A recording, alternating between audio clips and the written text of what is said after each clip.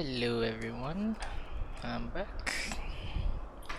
And now continuing on with 14th Endwalker. So last we left off, we just found out what exactly is the final days, what caused it. Get to meet Heidelin, well before she became Heidelin. Also get to meet Emmett Silk and Hitler days. And we also find out well, what else did we find out? Well, we found out that Hermes was a good guy, but then honestly he became a fucking idiot.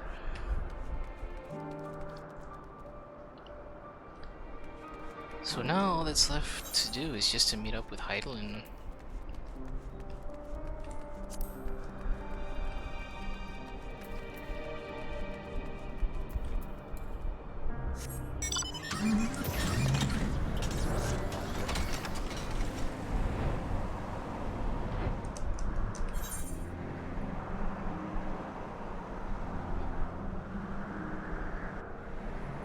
what a tragic story as well.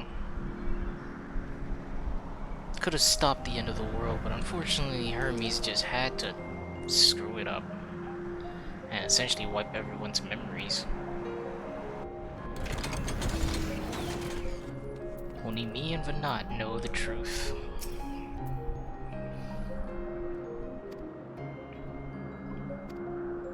Oh, more cutscenes, alright.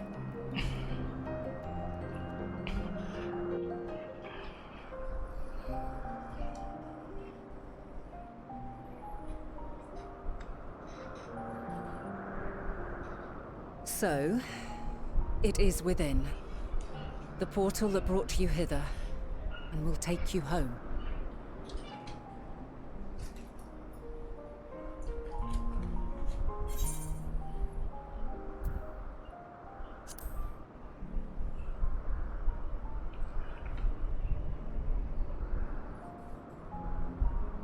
May you and yours emerge triumphant. Make use of the knowledge you have gained, that your days in Elpis and our friend's sacrifice be not in vain. With Meteion free to pursue her designs, 'tis only a matter of time until the final days are upon us. We must be ready. From fortifying our defenses to securing our escape, there is much to be done. In spite of this, we cannot allow the report that set this calamity in motion to become common knowledge. Were the masses to learn the fates of the other stars, I fear the situation would spiral out of our control.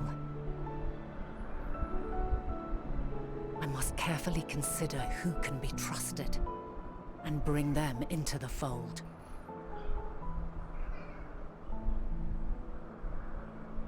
Ordinarily, I wouldn't hesitate to call upon the 14. However, it was the desire for a fair determination that drove Hermes to attempt to erase our memories.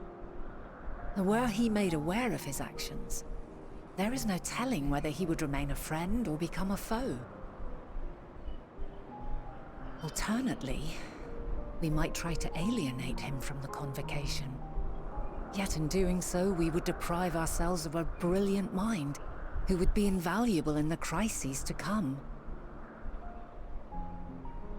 Quite the dilemma. Which is why I must work independently of the convocation. Thus leading to the creation of Heidelin. Regardless of how we proceed, if we are to permanently avert the final days, we must be equal to Hermes' challenge. We must prove that mankind is worthy to exist. And this hinges, I think, on how we confront the all-consuming despair that accompanies a senseless and seemingly inevitable end. Bewildered and divided, we would perish like the peoples of those celestial ruins. We could not hope to survive the final days, much less take the battle to Meteion at her nest. We must find a way to defeat despair, to unite and prepare as many as possible for the struggle ahead.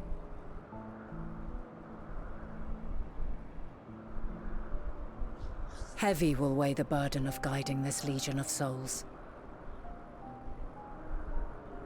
Yet I have faith in mankind's potential. As long as he believes in himself, there is naught he cannot achieve.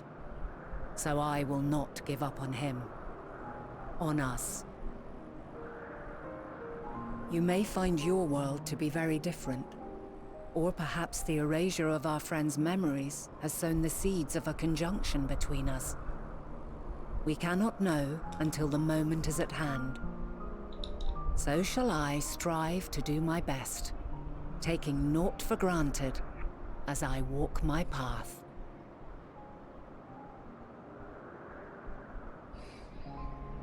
And I pray you walk with me to the end. As you move forward, so too will I, as will all, resolved to fight for the morrow. And when mankind has found the strength to stand against despair, we shall silence the song of oblivion. We're gonna use that moon She as a who way to sings get it to Meteon, will aren't we? learn our journey is It's the far only one from that makes over. sense. This I promise.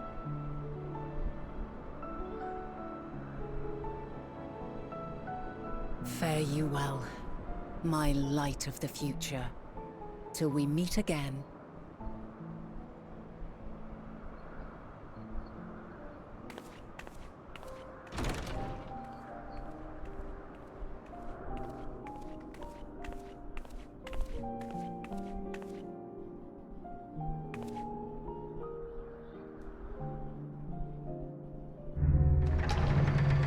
Bye, Heidelin.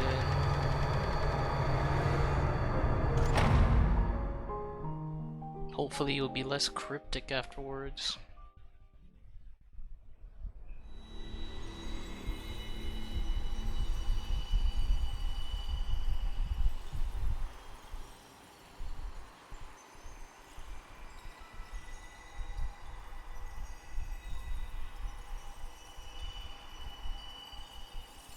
From this day forth, I shall strive to bring honor to the seat of Vandana.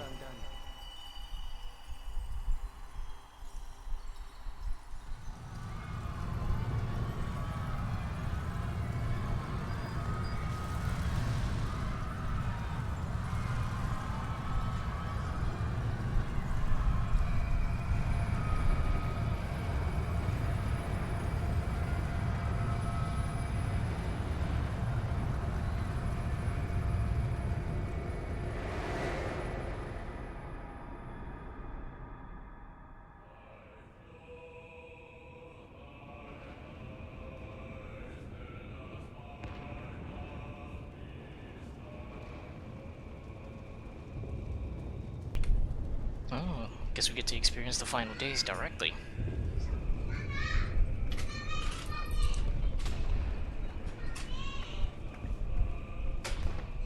Even now, I remember standing there, locked in a moment where the sky is aflame.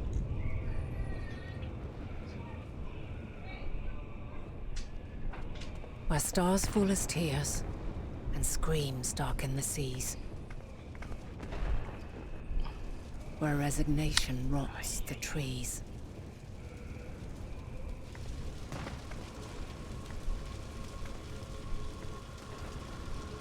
Where terror twists magics into abominations. Such is the lament of they who have gone before. Oh shit. Oh, are we really gonna The have song a of they repeat who of... tried and failed to create a better world. Yes, yes we Song are. of the end.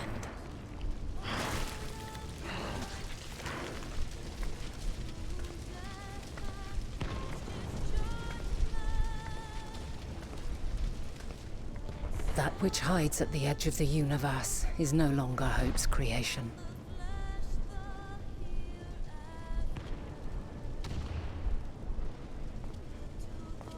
It is hopelessness incarnate.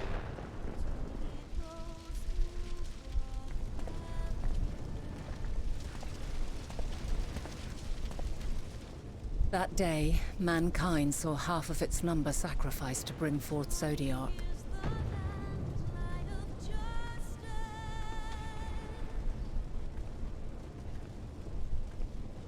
And covering the star in a shroud of ether, we forestalled the final days.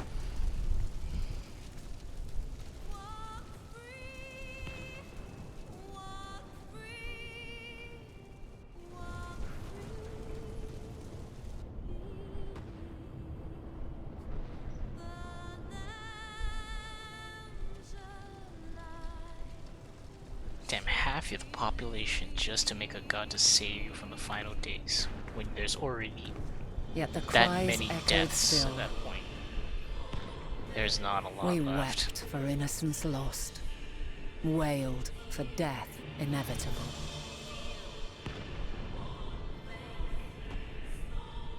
A reality too terrible to bear. And for too many who sought comfort in gilded memories of joyful days and tranquil nights.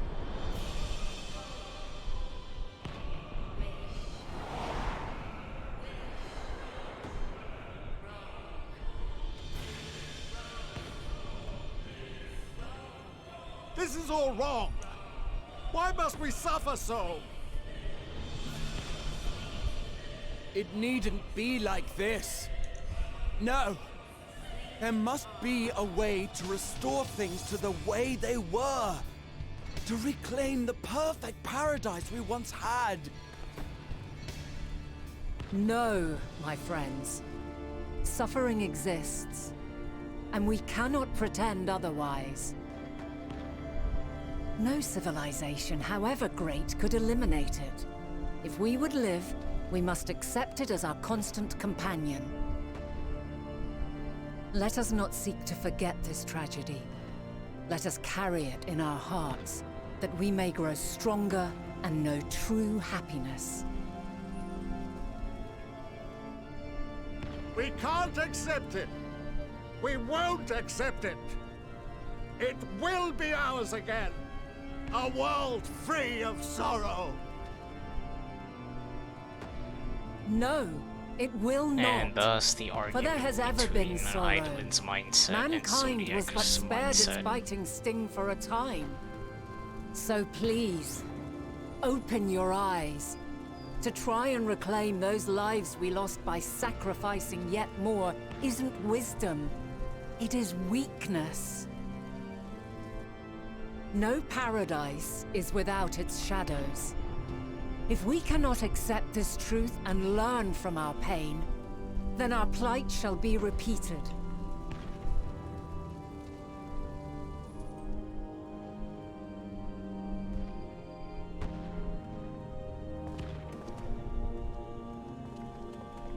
Oh, god damn it.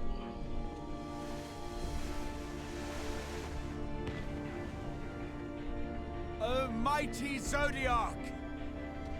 God, born of our boundless faith, we bid you, hear our prayer. Accept this offering of lives, and deliver unto us the lives we once had. Deliver unto us the days of old, the days when the star was a font of love, and we knew naught but bliss.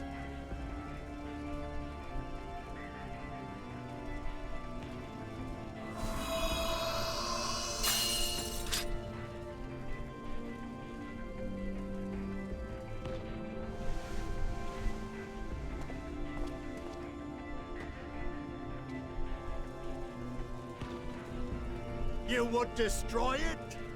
Our beautiful world?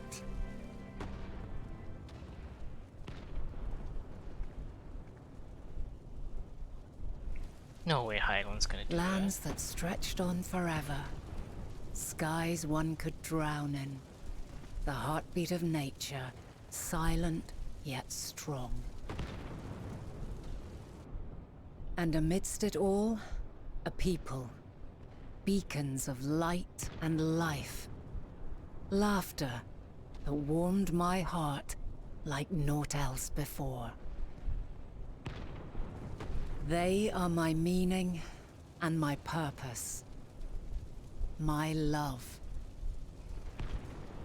In spite of, or perhaps because of this, I choose to believe in mankind's potential, in his ability to find a way forward. So let there be no way back. From that temptation, I sunder us. No more shall man have wings to bear him to paradise.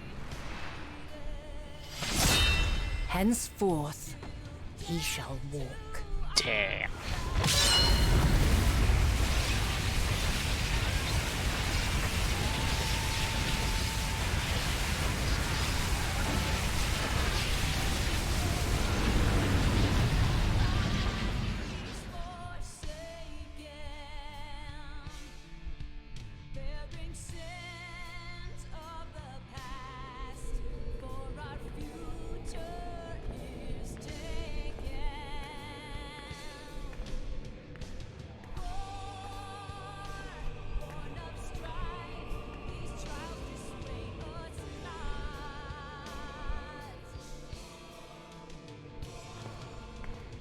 All is excruciating pain. I breathe fire and torment. Oh shit.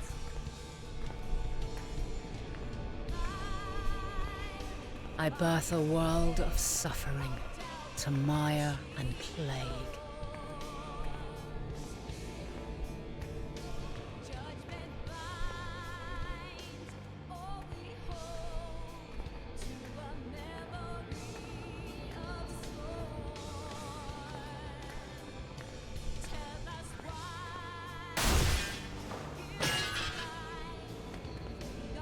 Fuck.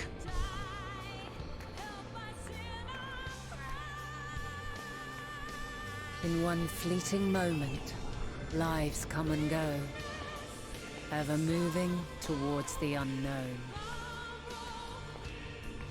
And in that fleeting moment, they cry for the answer to the question. Why, given life, are they meant to suffer, to die?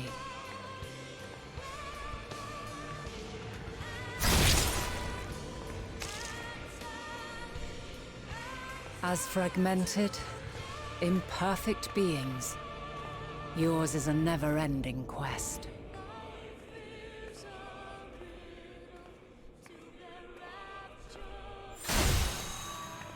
Oh Quest shit. to find your purpose, Damn.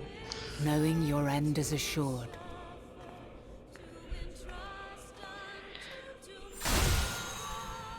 To find the strength to continue when all strength has left Oh, you. this is awesome. To find joy, even as darkness descends.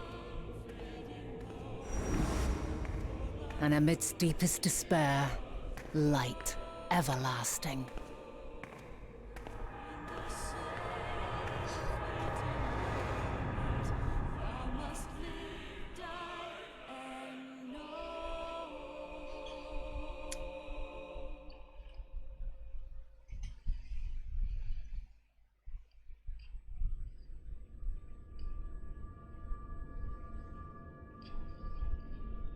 A conjunction has begun to form, an intertwining of your time and mine.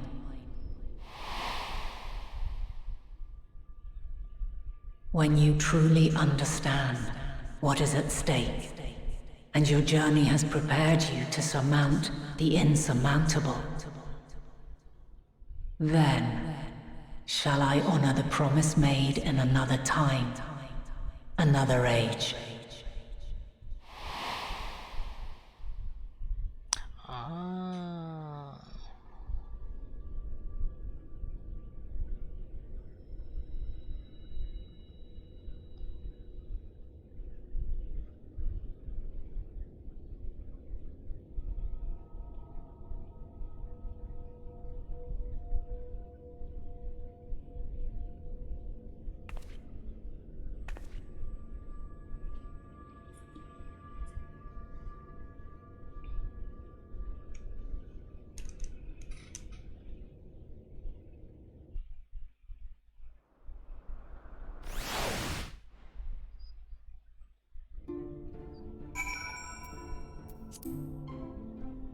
Well, that was a hell of an experience and an adventure. Now time to deal with the present time.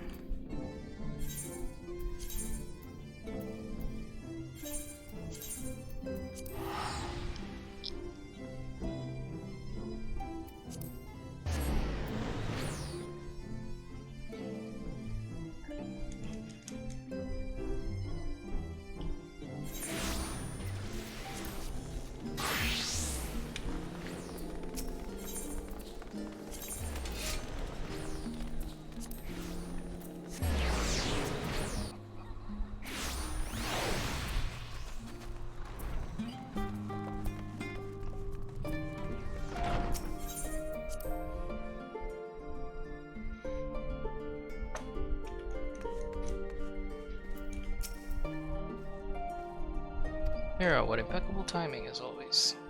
I'd heard you were off to the first as part of our efforts to investigate the final days. Well, as so often seems to be the case, while you were away, we've had some few developments, which we can discuss in just a moment. For now, however, I cannot tell you how wonderful it is to have you back.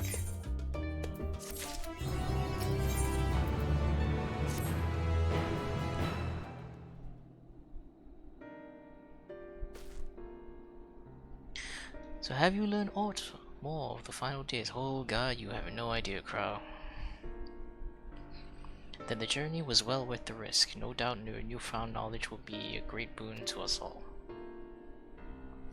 Unfortunately, during your time on the first, events have taken a turn for the worse. The Scions are running themselves ragged trying to contain the spread of blasphemies, but it's a losing battle. To try and ascertain the where and why of it, Alize and Alphino have been traveling all over.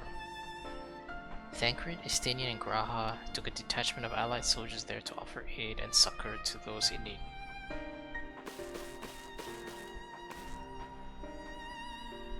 But the province is vast. They only managed to visit a handful of coastal villages. It was an accomplishment worth celebrating still. In the meantime, Ishtola and Master Matoya have been making a concerted effort to establish contact with Heidelin in the Ethereal Sea, but to no avail. As for Tataru and I, we've been keeping a close eye on the Forum.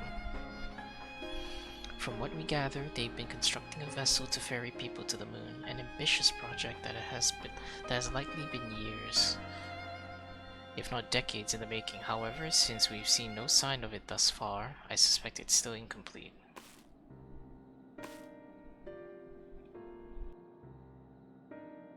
You will also recall the proposal issued by Master Fauchonon to Razathan. Following the discussion, Vritra declared his support for the plan and urged those who wish to evacuate to accept the foreign's invitation. So far so good, but that's where things get a little strange.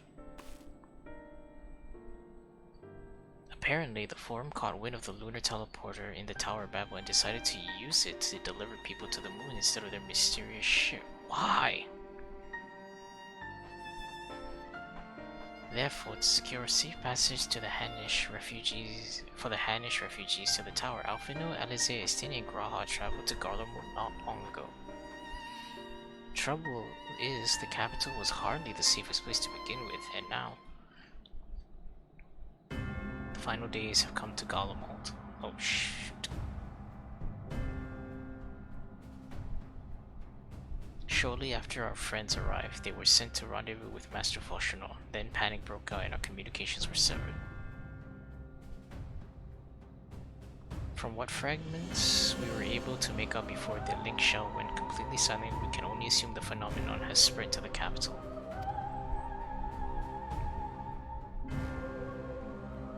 The others need you, Mira. Please, you must help them.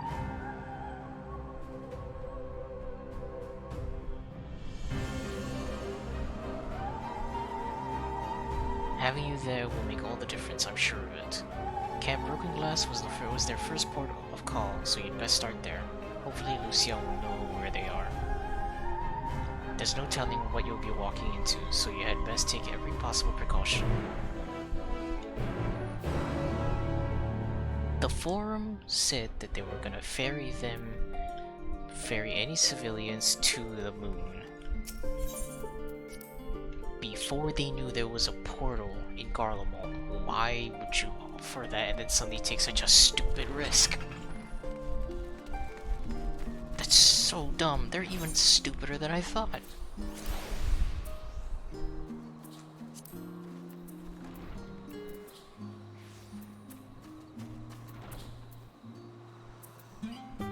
Oops.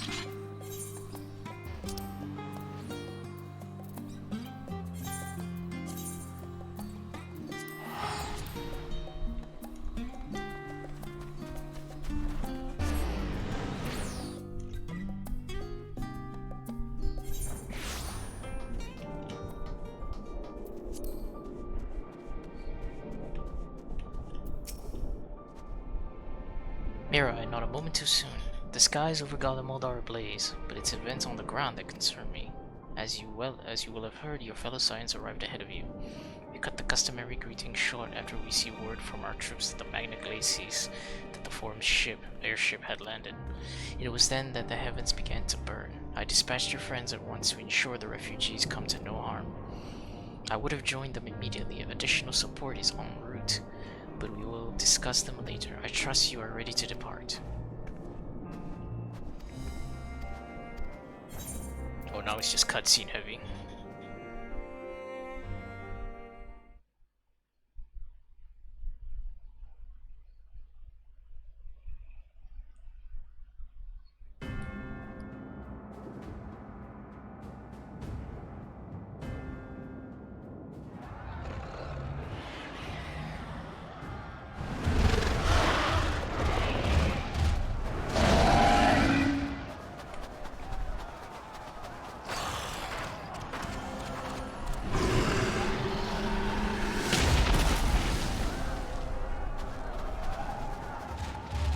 No. No. We were promised an escape. Not the same you who fled.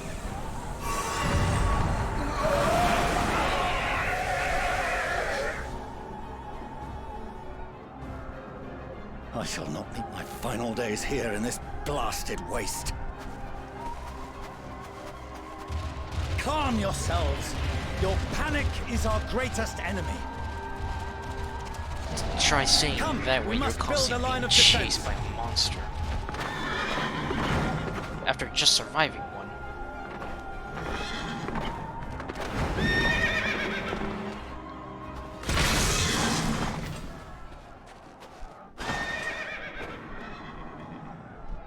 How? Leave the fighting to us, Father. You must lead the people to safety.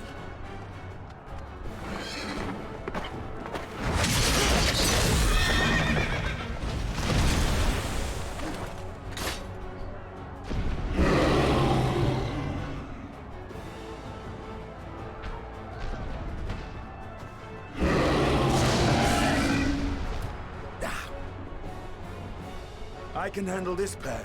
You? Shall tend to the refugees. Let us be about it.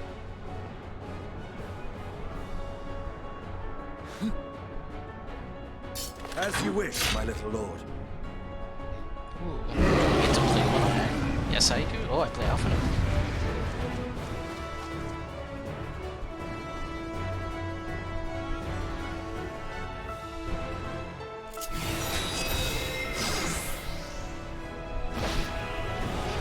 I'll command the beast's attention. See to the wounded. Help is at hand.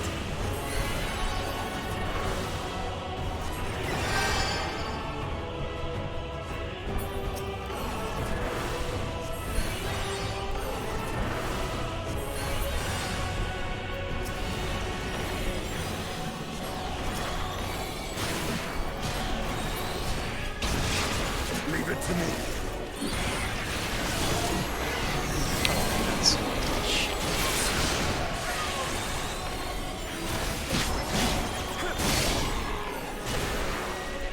Thank you, Ristinium.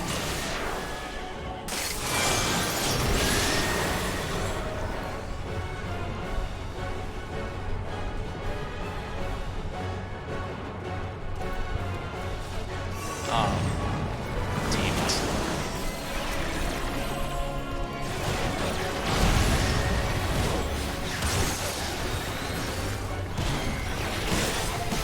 who can stand, come with me!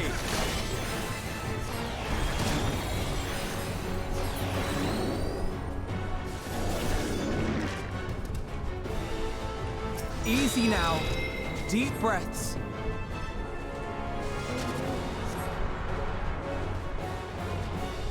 You're safe now.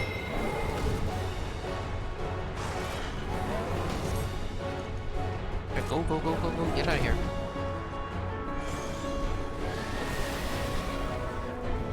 Worry not for the refugees, but for yourself.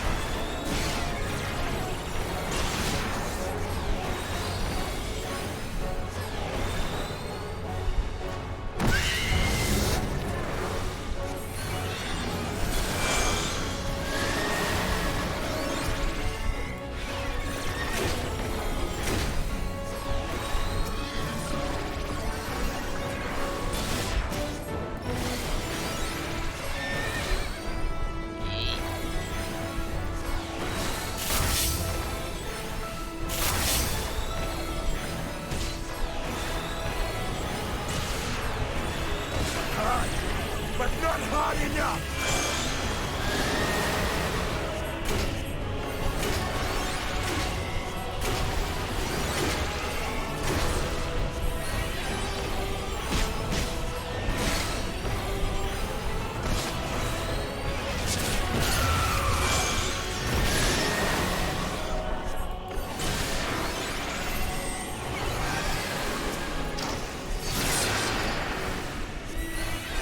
Oh, okay. Jeez, that was close.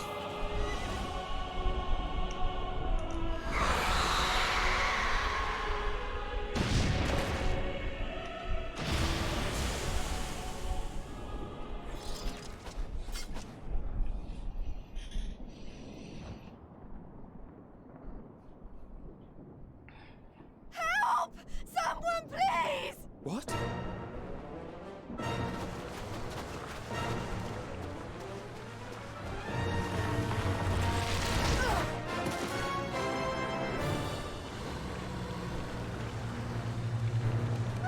Forum, you screwed up so much. Don't. I don't want to die. Forward! Let not a single fiend escape! Hey, Imperials.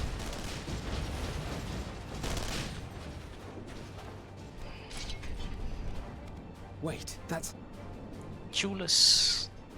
Euless and the army. So, you've recovered then?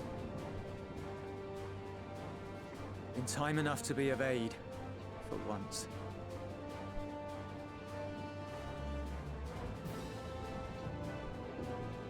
We can speak of it more later. For now, we must fight! To repay your salvation in kind, or with better! For Garlemald has her pride!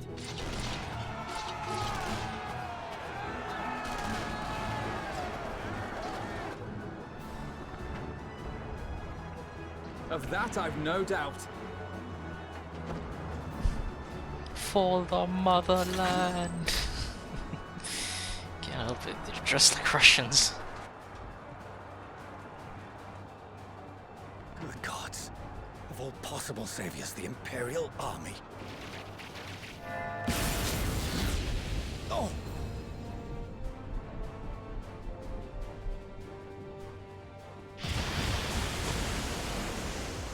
I had hoped to take all of them down at once. Think a withdrawal might be in order? Oh, sod that. You know who would never abandon these people to their fate. To be devoured by their former friends. That'd be beyond cruel. These beasts must fall here and now. Well then, I'd say it's high time we threw caution to the winds. And fucked shit up. So long as you spare me the heroic sacrifices. Now, let's go! Yeah, Alice.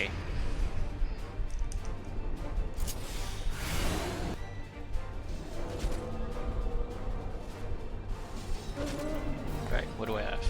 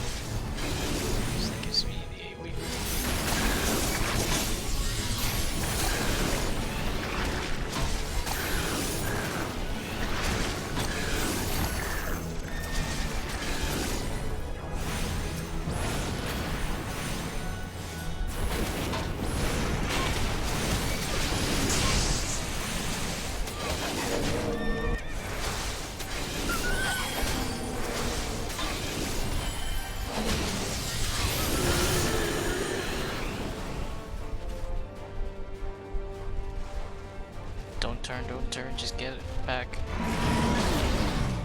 Nice.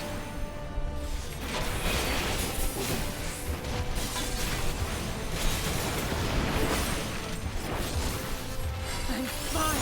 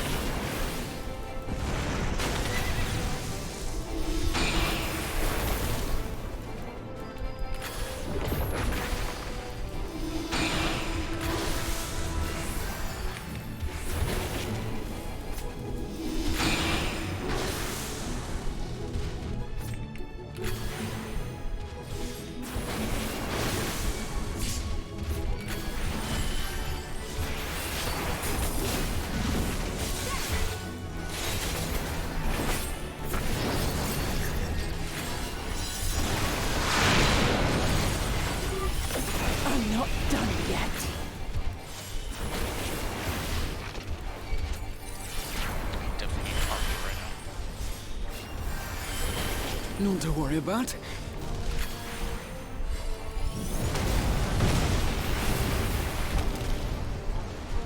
The air crackles with energy. Find cover!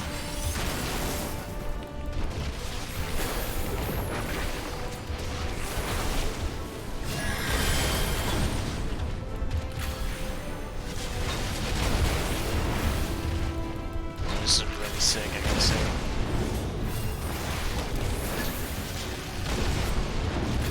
Okay, get out. As they say, turnabout's fair play.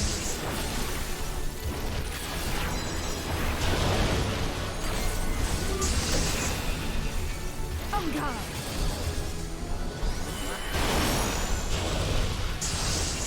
Oh, that did. Okay, there we go.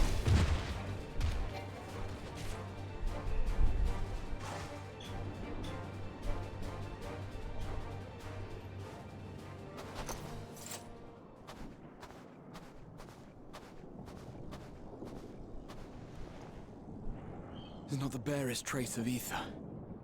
Maybe there really is no way to bring them back.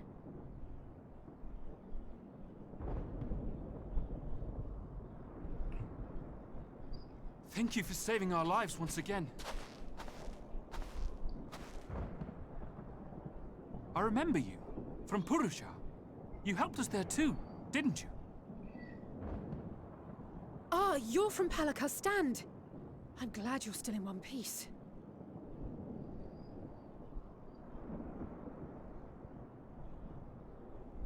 Or you will be, once I see to that injury of yours.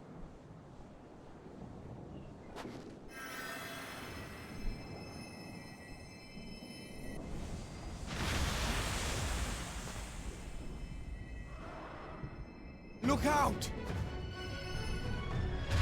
Oh, another one. Shit.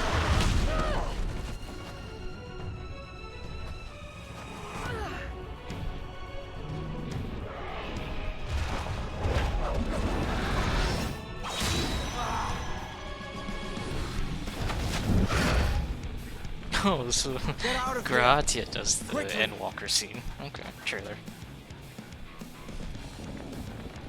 I won't lose them. Not a one. This will be a brighter future. I won't let a madman's apocalypse ruin everything we've fought to achieve.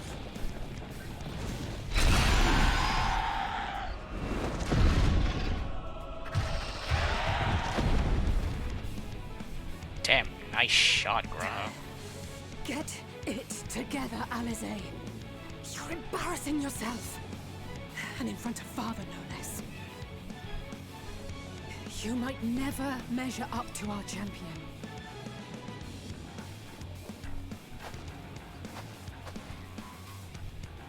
But we ask too much of her as it is. You mustn't let our sword in the darkness fight alone.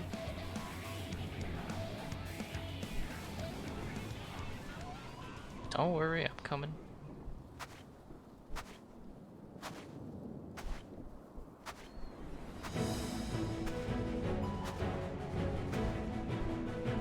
Oh.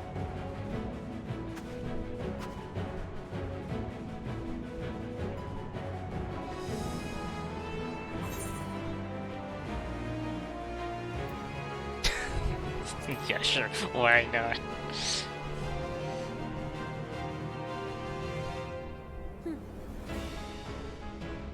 I can look after myself, you know.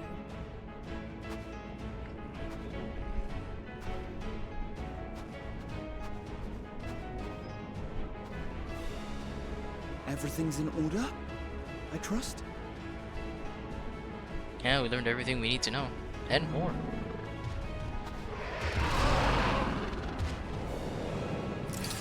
I've had enough of this rabble! Come on!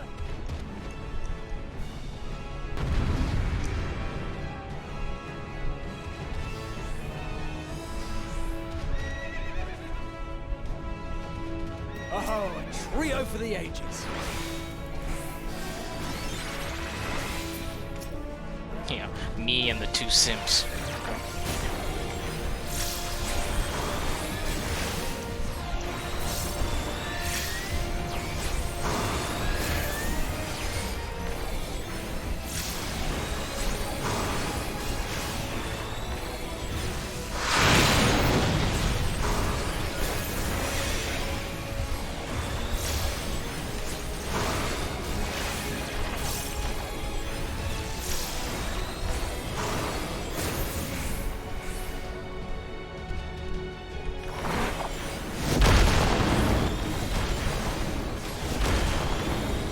Just the beginning.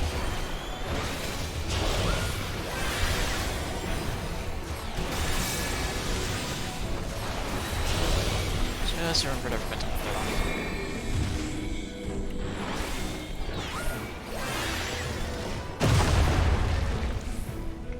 and the crew is I all had a together. feeling I'd find you here.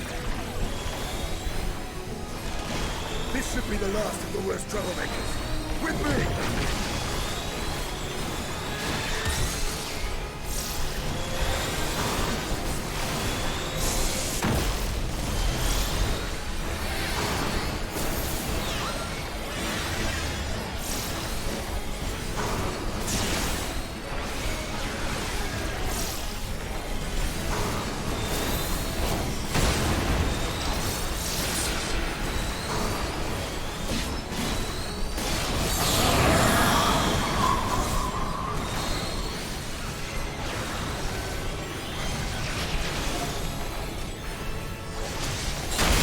That's very cheeky.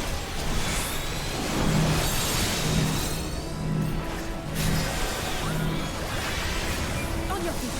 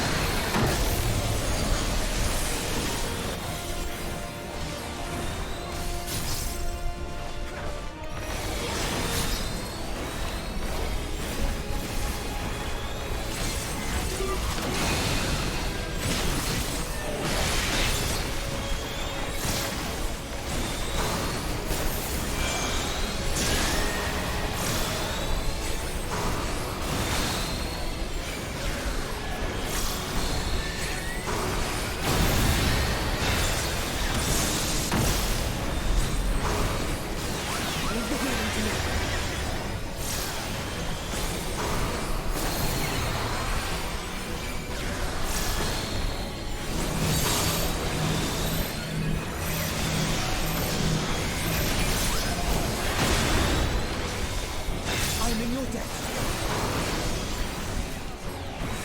You're going down, you Cthulhu meatball.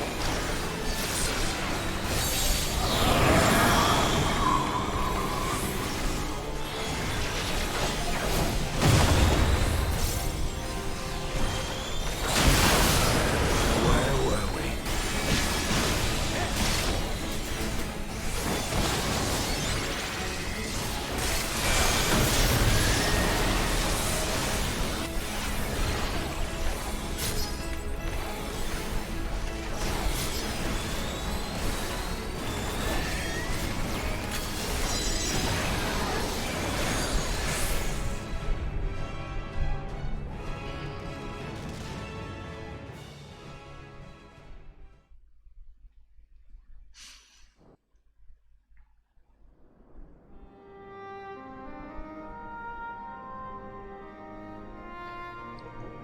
Successful defense, thankfully.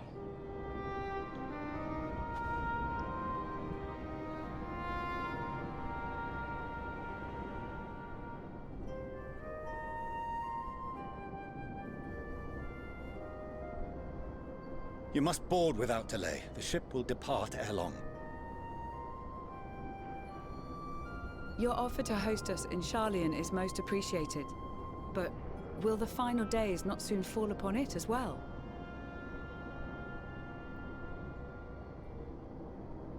Your hesitation is not unwarranted. The satrap entrusted me with your lives, yet I have failed your comrades. Oh, you did more Nor than are you fail, wrong to fear that this buddy. corruption will continue to spread. I cannot promise you complete safety, even in my homeland.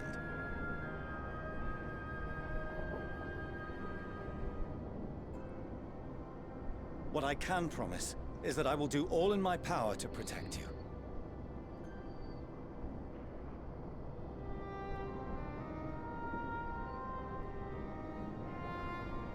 That power is not inconsiderable. Even now, my countrymen are preparing the vessel that will deliver us to a sanctuary on the moon. Join us on our journey there, and beyond, to new horizons. Come to old Sharlayan. Please. Why wasn't that the original plan? Why do we have to go to Tower of Babel? You clearly didn't know about this until just recently. We would be fools to refuse such a generous offer made in earnest.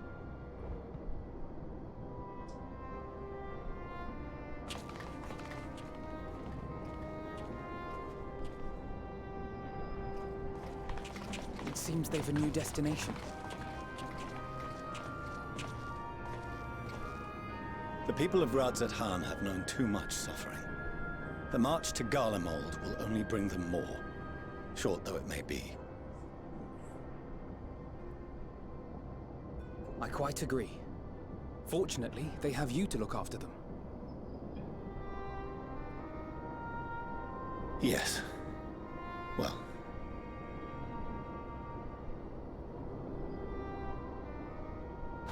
Behind you! Just there!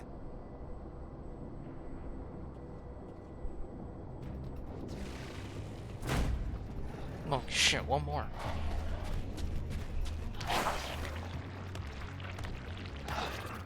More of them.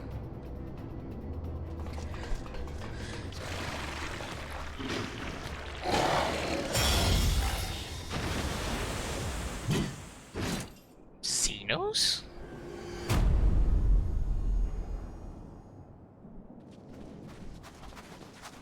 Xenos! Here!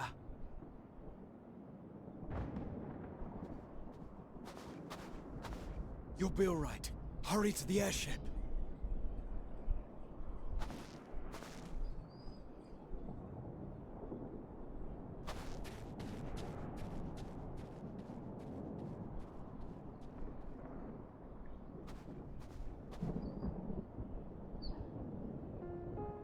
Why have you come? A heretofore unseen beast. 'Twas ripe for the slaying. Bullshit. Poor sport, alas. Unfit to temper my blade. Oh, for the love of... You cannot still be on about a rematch. That is, and has ever been, my sole concern.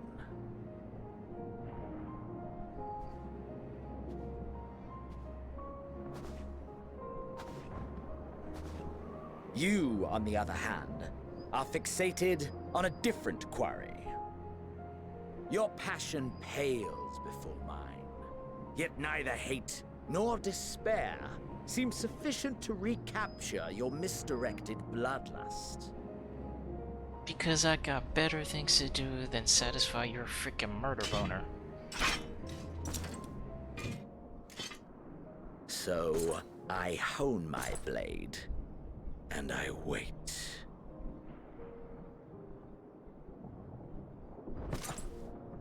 That's it. That's all you care about.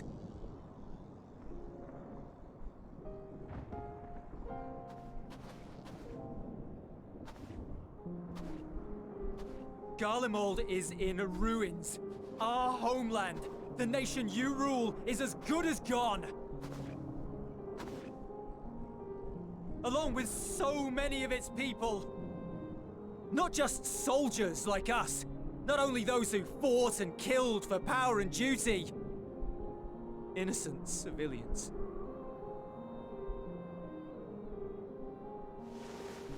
Murdered by their own flesh and blood. Lost and confused as they breathed their last. While we who survived with our lives and minds intact were left to freeze to death. The Eorzeans tell me all this was your doing! You slaughtered your countrymen! You did! For what? For nothing, in the end. So much wasted effort. Oh, you are a piece of work, you know that, Xenos. You bastard! For your own sake, Eulus, you must control your anger.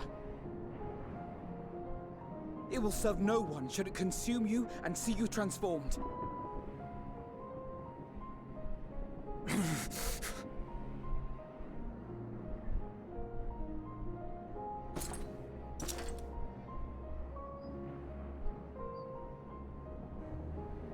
Would you be happier had I a good reason? What? If my motives met with your approval, would you no longer resent the outcome? If so, then perhaps a beast's skin would suit you better. Duty, honor, morality. All constructs of convenience when put to proof. Surely the war taught you how easily power becomes the tool of the self-righteous. How the people's justice was merely a means to their ends?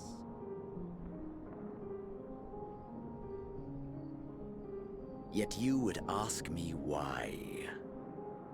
Ask any creature of this star and those above for answers, and they will tell you what suits their fancy. And they would be right to do so. What meaning there is to be found in the petty vicissitudes of your existence must be gleaned by you, and you alone.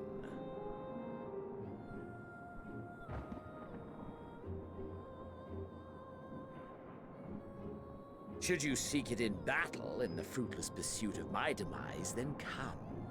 Assume your rightful place as a notch on my blade.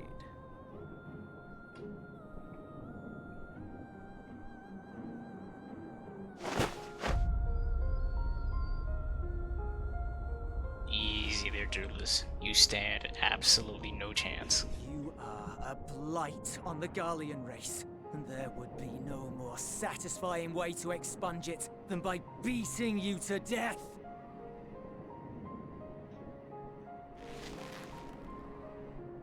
But I will not be party to another tragedy.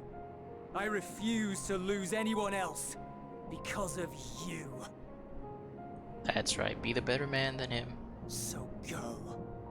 Go! And may we never suffer your madness again!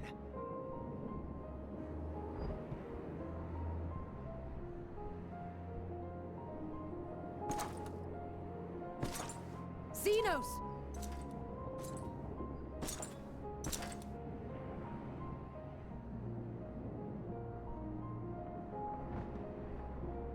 Perhaps you found meaning in living this way. I cannot deny you found strength. Yet if you only pursue your hedonistic pleasures and pay no heed to the plight of others, then no one will give you the time of day. You will never get what you want, not even the battle you pine for so dearly. You'll be alone for an eternity, and you'll deserve every agonizing second of it. Damn, Alizé.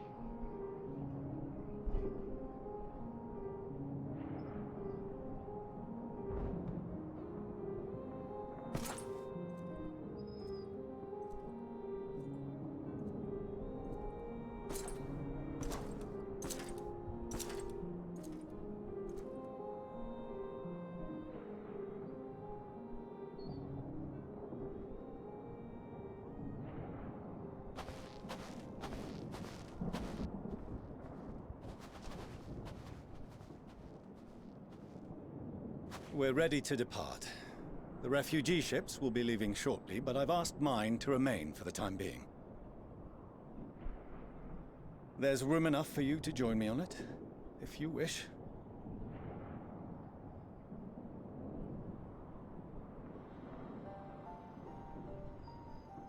Do contain your surprise. I needn't agree with the Scion's methods or intentions to acknowledge that their deeds are deserving of gratitude.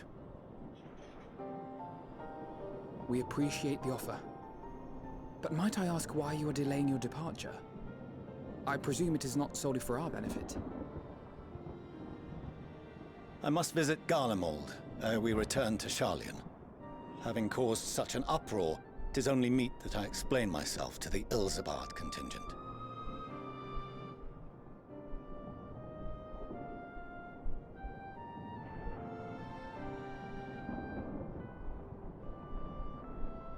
Allow us to accompany you then. We should be glad to facilitate, given our familiarity with all concerned. If you would like to join as well, Eulus, we can speak of recent events on the way.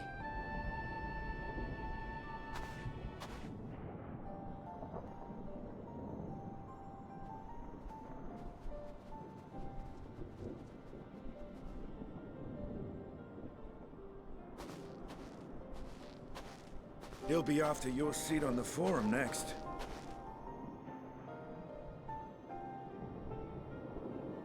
What is that face, functional?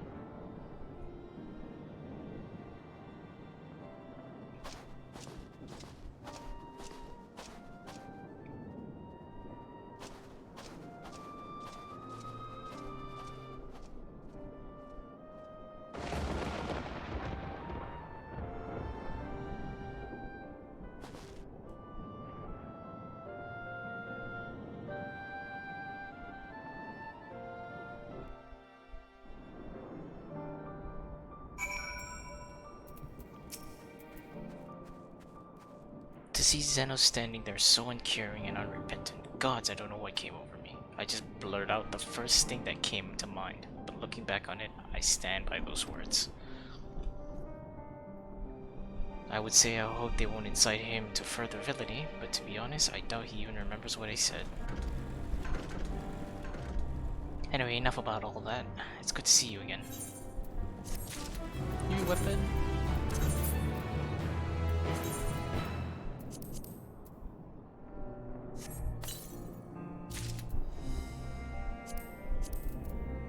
Oh Jesus, these things, okay.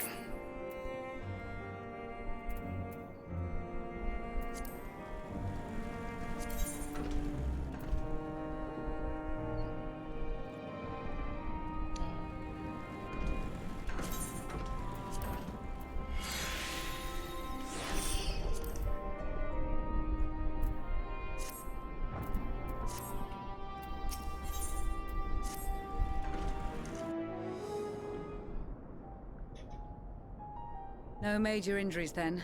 Good. I briefed the recovered soldiers and sent them on their way as quickly as I could, but nevertheless feared they would not make it in time.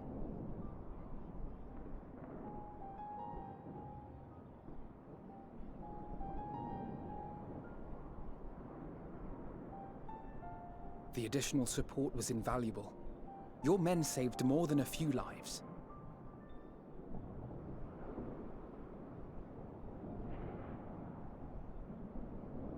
Though not all, I regret to say.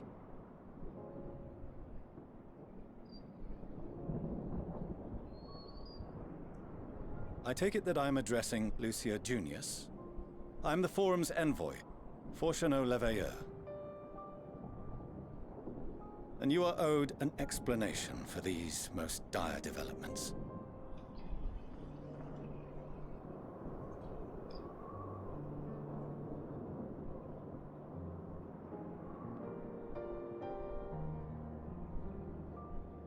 Another trial wrought by the final days. I was beginning to suspect as much. You doubtless feel some consternation having been forced to abandon your original plan. But trust me when I say you were right to send the refugees elsewhere. It was a stupid idea to send them here to begin with. Beasts have been sighted within the capital. Perhaps it was a stroke of grim fortune that the population was decimated beforehand, as they've yet to appear in any great number, but in time. In any case, Maxima leads the remainder of the contingent in an effort to cull the creatures and evacuate the populace as we speak. Once the airships are taken to the skies, I pray your men can be persuaded to join him. You'll permit us to retain our weapons? I wouldn't have sent you after the Scions were I expecting you to stab them in the back. And I, for one, would not consider past transgressions more relevant than future contributions. Regardless of the circumstances that saw us at odds before, we need men of courage now, more than ever.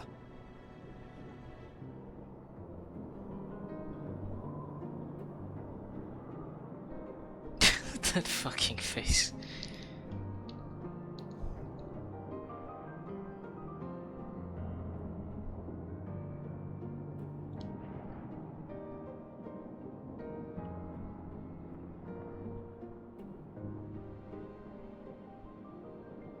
We swore to defend Garlemald, and so we shall.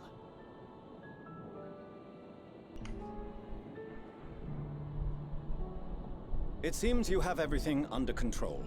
You will excuse me then, for mine own duties await. A moment, Master Fortuneau. You did desire to express your appreciation for services rendered, did you not? I did. Though if you intend to again ask that Charlian alter its course, you will find my gratitude insufficient. Oh, don't give it that stink face. 'Tis nothing so onerous. I wish to hear the details of this grand endeavor of yours.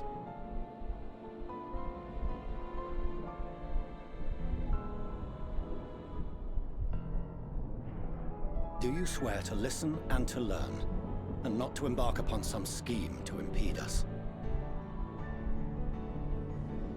I swear.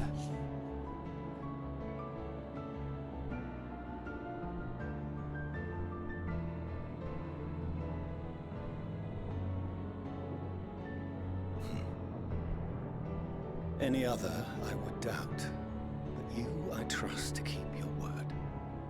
For not once have you broken it. Very well. I will request that the Forum make you privy to our plans. You may await our summons at the Baldessian Annex, assuming the decision is in your favor. Does that suffice? It does. You have my thanks. Excellent. You can regale us with tales of your most recent sojourn to the First while we wait. Yeah, that's a lot to take in.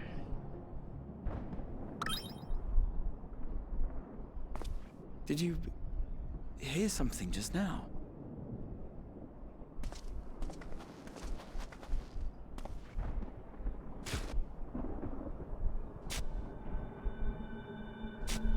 What the fuck?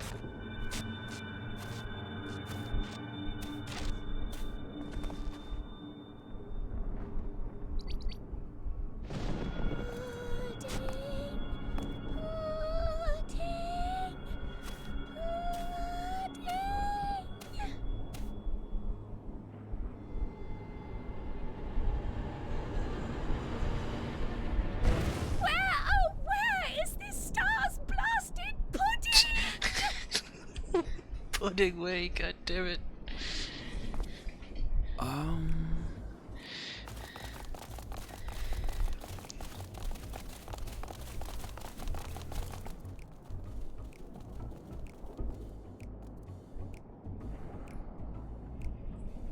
Dawn may banish even the darkest night, and to this bitter clime bring warmth and comfort.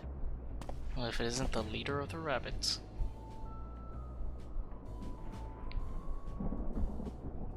"'Tis heartening to see such an assembly upon my return. I thought often of you whilst I looked down upon our star's brilliance from the moon above. Yes, but what are you doing here? And dressed like that? Aren't you cold? Verily, I fear for my health should I proceed to expound upon our purpose You idiot. ere I procure more suitable garments. Then allow me to summarize. We're here because none of you lot are up there. Nor has anyone deigned to send word about any changes in the plans. It's rude, is what it is. At least that's what I thought at first, but then folks got to wondering if you weren't in a spot of bother, so we decided to take matters into our own hands. How did Come you down here get and down help here so with our help we safely? needed. Even with Oriange, that's pretty So she dangerous. says, but it's also something of a convenient excuse to visit Etheris. Urianger made it sound absolutely marvelous. More so before the impending doom, but still. And it's not like there will ever be a better time. What with the aforementioned doom? Marvelous, they say, yet not an ounce of pudding to be found. I must suffer Urianger's inferior works no more.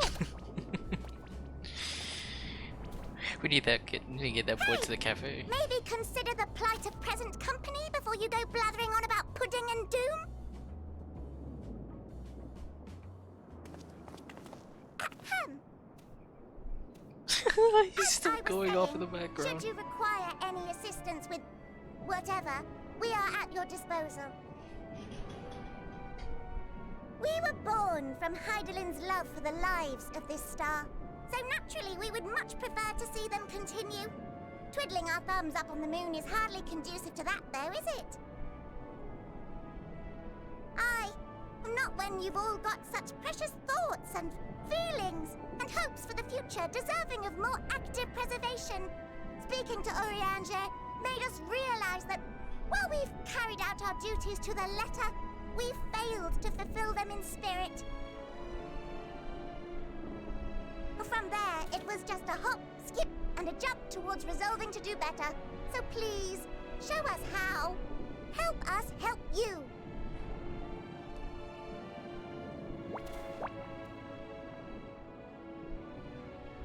Forgive me, but are they... Thy distant collaborators, indeed. So you guys didn't even know what they looked like. Hail, fellow, well met. You'd be a member of the Forum, would you? It's an honor and a pleasure to meet you at last. I'm Livingway, Hydaelyn's right paw. That last bit is very important. As am I, if I may humbly say so myself. I, bid you welcome to our star, Livingway. On behalf of the Forum, I thank you for traveling such a distance to meet us. As you have surmised, preparations for the Exodus have not proceeded as smoothly as we had hoped. I should be happy to personally escort you to our headquarters in Sharlayan, where you may advise us as you deem fit.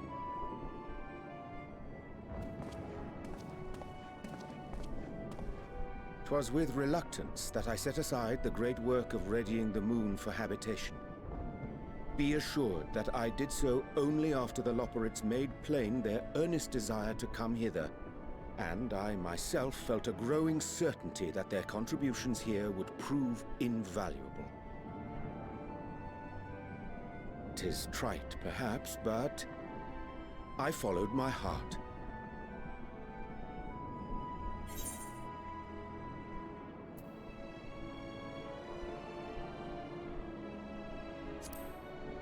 Yeah, we get to give it back to him with that annoying... I am no esteemed philosopher of Eld. Nevertheless, 'tis my hope that what little knowledge I shared shall serve them well, and perchance help save us all. Will thou attend us at the Forum and lend thine own wisdom?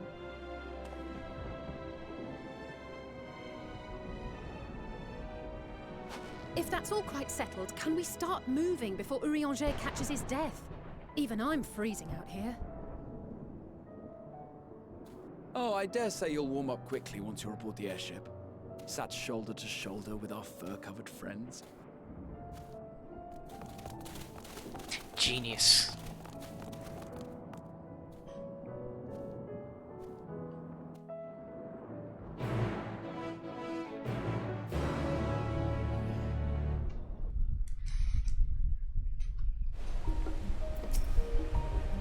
I dare say Master Fortunal was as nonplussed as we to learn the identity of Hydaelyn's lunar custodians. As he will soon discover, they have much and more to offer the Forum. Might I suggest we return to the Annex forthwith? We may yet have time to discuss thy recent adventures ere we are summoned to the rostrum.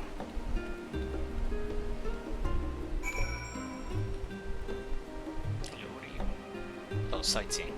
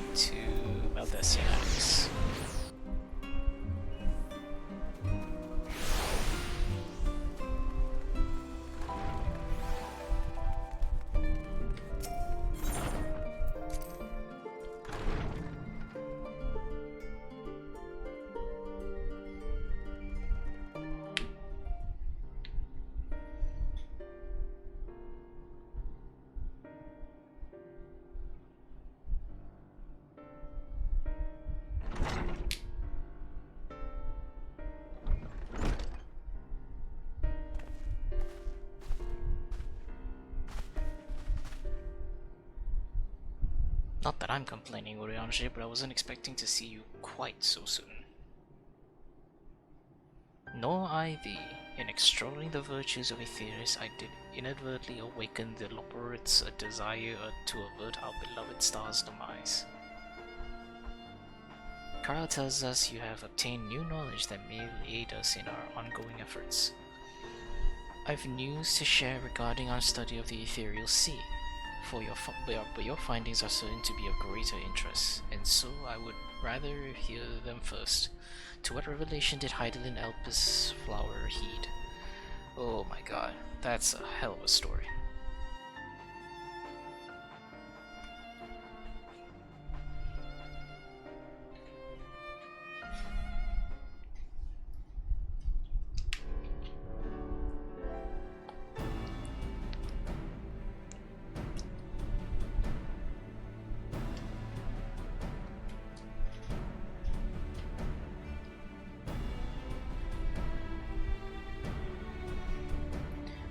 We're an entity through sheer force of emotion to channel this vast dormant reservoir into a raging river.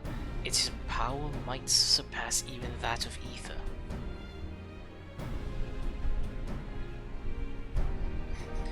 But if our star is to replete with ether, said entity would need to be outside its influence to effectively manipulate the dynamics of the great expanse. Meteion. Or rather the sorrow and suffering of fallen civilizations that she has been hoarding for millennia.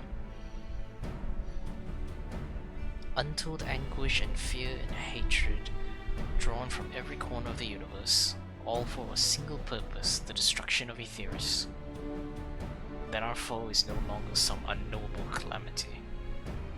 We have but one aim, to defeat Meteion. You make it sound so simple, but you're not wrong. Vanquish Meteion and we deliver the world from the final days, but to even attempt it, there are two conditions. First, we must determine her location. Before Meteion escaped, an enchantment was placed upon her by Venat, the woman who would become Hydaelyn.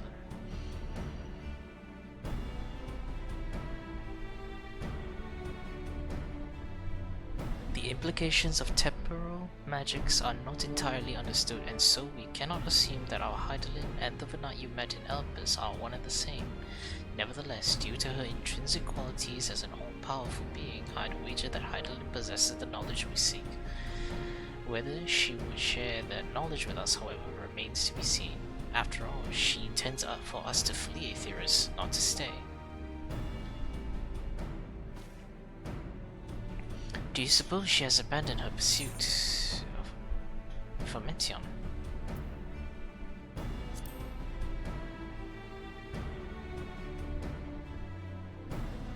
That's my impression too, otherwise she wouldn't have used me as a conduit for her will, or provided clues such as the Elpis flower. Yeah, she would have just left us in the dark and just told us head to the moon. I believe she has been waiting for mankind's answer to Hermes' question.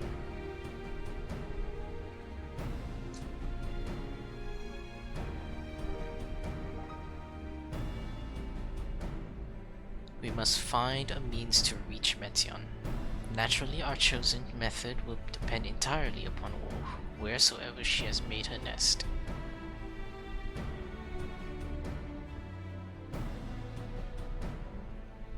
Then communing with Hydaelyn must be a necessity at first. Did you and Master Matoya have any luck with your investigation into the Ethereal Sea? Sadly not, though we enlisted the help of Arenvald and other echo-blessed allies. We couldn't detect so much as a whisper from Hydaelyn, even from within the Aether. Master Matoya is of the opinion that in the years since abandoning it, the Forum has found some other method of receiving instructions from Hydaelyn. If so, it will most likely be some form of apparatus for observing the Ethereal Sea, built closer to home.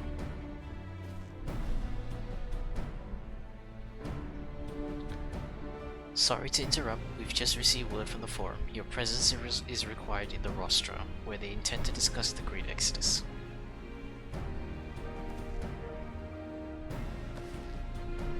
Then Father was able to persuade them.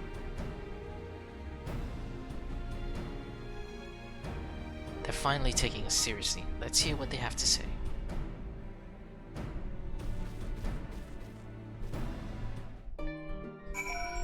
Alright, time to learn what they know.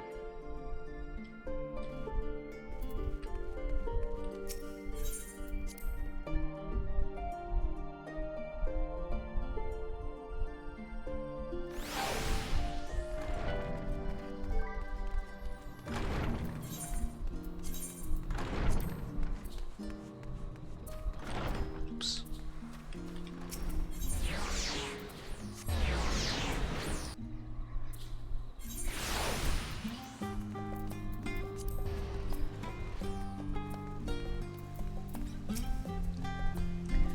The forum is in session, and as such, the rostra is closed to visitors. Yeah, we were just called, so...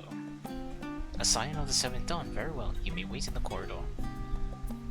Of course, entry will only be permitted on the condition you leave your armaments at the door, lest you forget this sacred institution holds a rational discourse in the highest. The implements of war are expressly forbidden.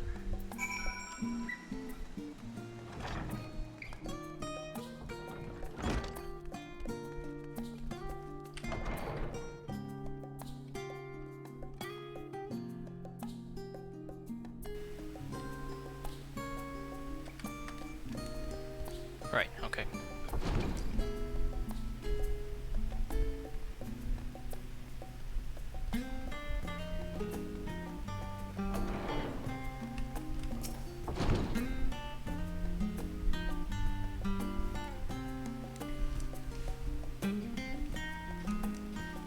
Dude, those guys got jetpacks.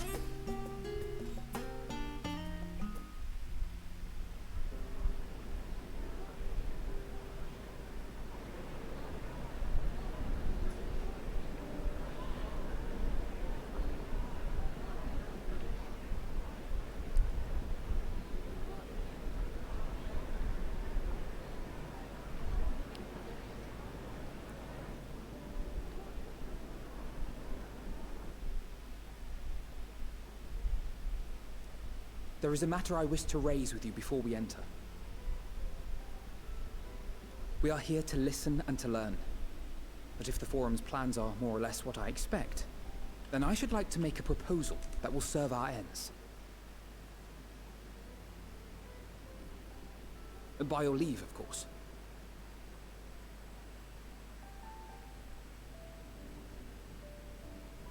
I don't see why not. Your words and wits have gotten us this far. Agreed. I will present our queries so that you may consider the most advantageous way to advance your proposal without distraction. Thank you, everyone. If I may have your attention, the ad hoc session will now commence. The purpose of today's assembly is to brief the Scions of the 7th Dawn, at their request, on the Great Exodus. You may enter.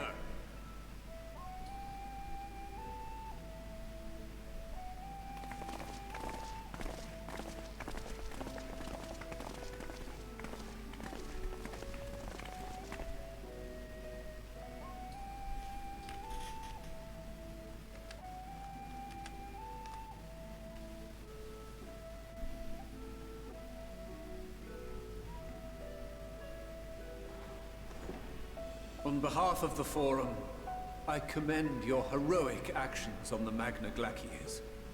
We shall not soon forget your service to us and the people of Radzat-Han. The Satrap, whom we have informed of the refugees' new arrangements, sings your praises as well. As an expression of our gratitude, we will endeavor to answer your questions as fully and openly as we are able.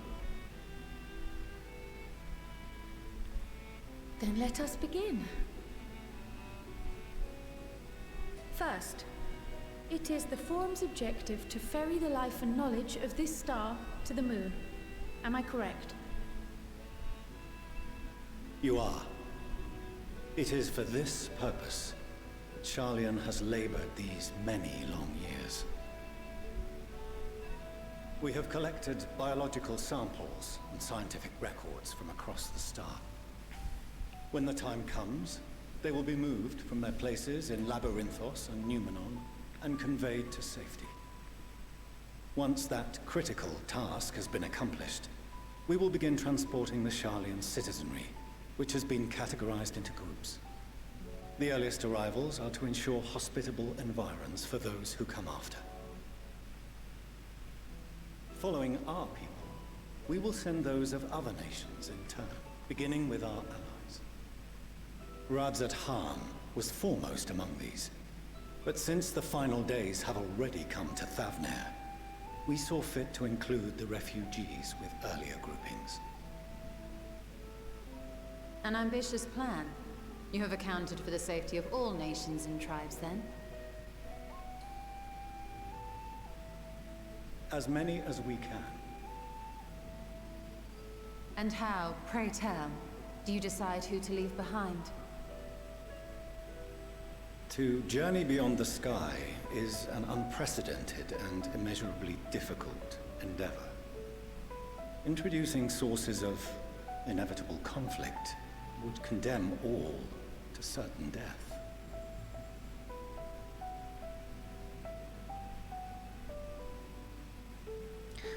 So Questions literally as to the decide validity of that approach who aside, gets to live, who gets to die. are your plans proceeding apace? We're under the impression that your primary means of celestial transportation is incomplete.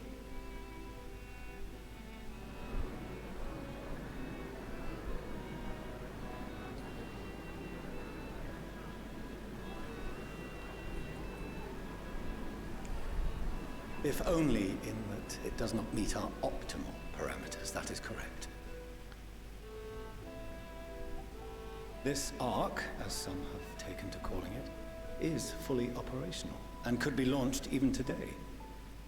However, the final days have progressed more quickly than we anticipated. At present, the ship is incapable of attaining speeds sufficient to meet our evacuation targets. Should we put the vessel into service, as it is now, we will be unable to travel to the moon and back quickly enough to complete the necessary number of trips. Precious lives and knowledge will be lost. Seven hells. Is there anything to be done? The ether burner, the primary means of propulsion once the craft is in the space between stars, is undergoing testing to determine whether it can be made more efficient. Though cargo is being loaded for the initial phase of the Exodus, we are prepared to continue our experimentation up to the day before launch, should it prove necessary. And when is the launch? What if the Scions were to solve your problem?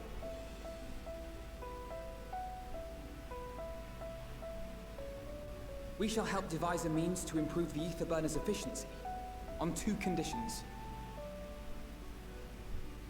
If we succeed, you must allow us to meet with Hydaelyn.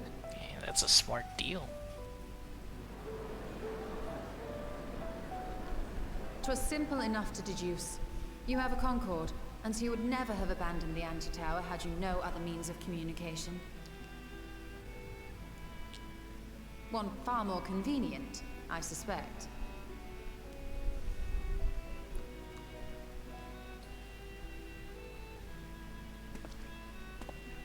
The second condition, also to be met upon our success, is that we be permitted to propose another use for your Ark.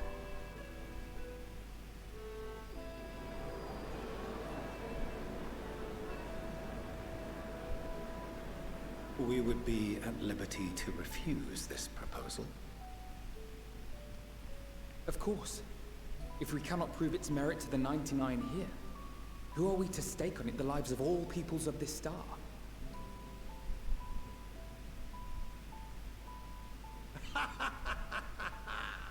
Delightful as always, Master Alfino.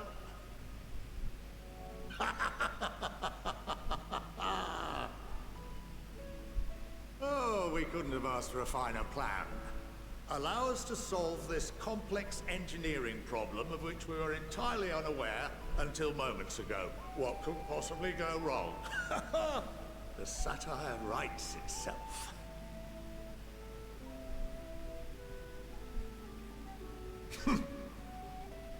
Yet, what field has not benefited from a change in perspective? When we are at wit's end, what we need is not the same dry theories recited ad nauseam, but fresh inspiration.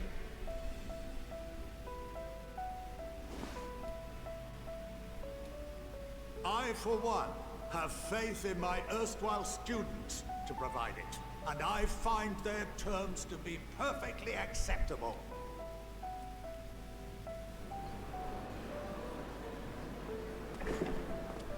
Order! Order! We have no time to waste on debate. I call a vote. No, I mean, we could All get in Sid. favor of agreeing to the Scion's terms?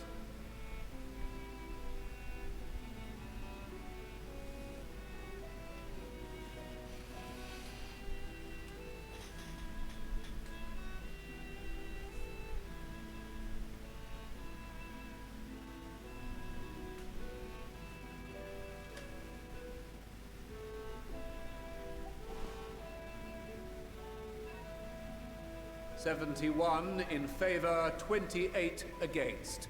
The ayes have it. Fourcheneau, as the architect of this project, you are the best candidate to show them its current state. And bear in mind that regardless of your personal misgivings, this is the will of the Forum.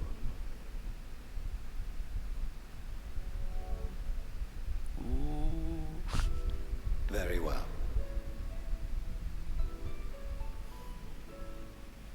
I call this session to a close. Return to your tasks with urgency. The final days wait for none.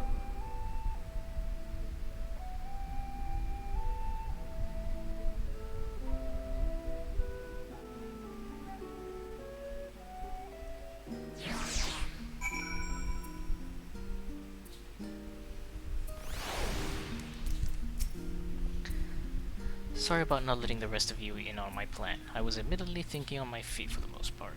But since we require both a means of communing with Hydaelyn and reaching Meteion, in the spur of the moment I saw involving ourselves with the completion of the arc as a way to come towards both objectives simultaneously.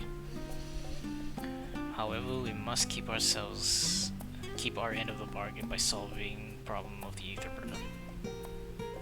I like to think of it not as a challenge beyond our combined expertise, or at least the expertise of our extended circle of associates. It might behoove us to learn how an ether burner actually works before we attempt to improve it, though.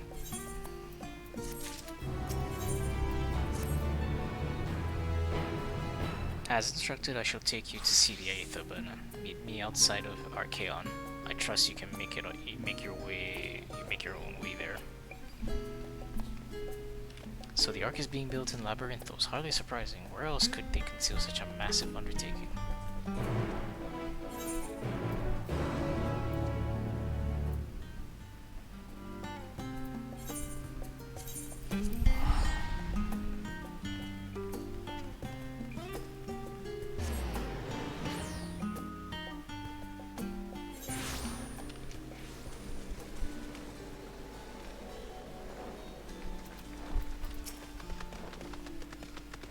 Our destination lies in the lower levels. The Forum, in its wisdom, has granted you access to the Archaon's lift. Step inside and have Ophelin take you to the medial circuit.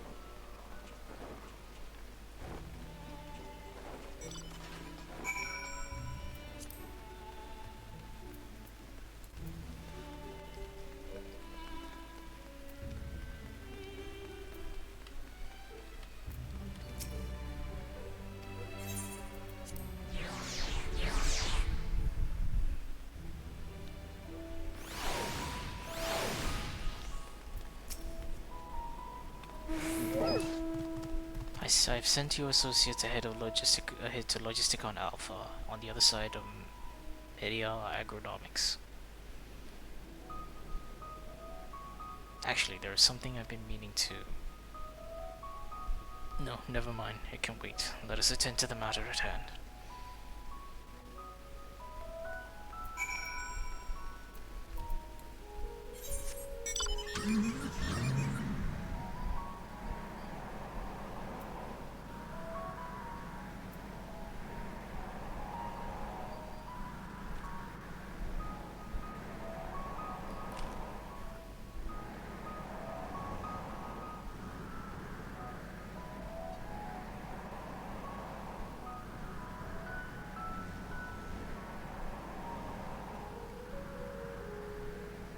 So is the ship gonna be a triangle, just judging from the Endwalker logo?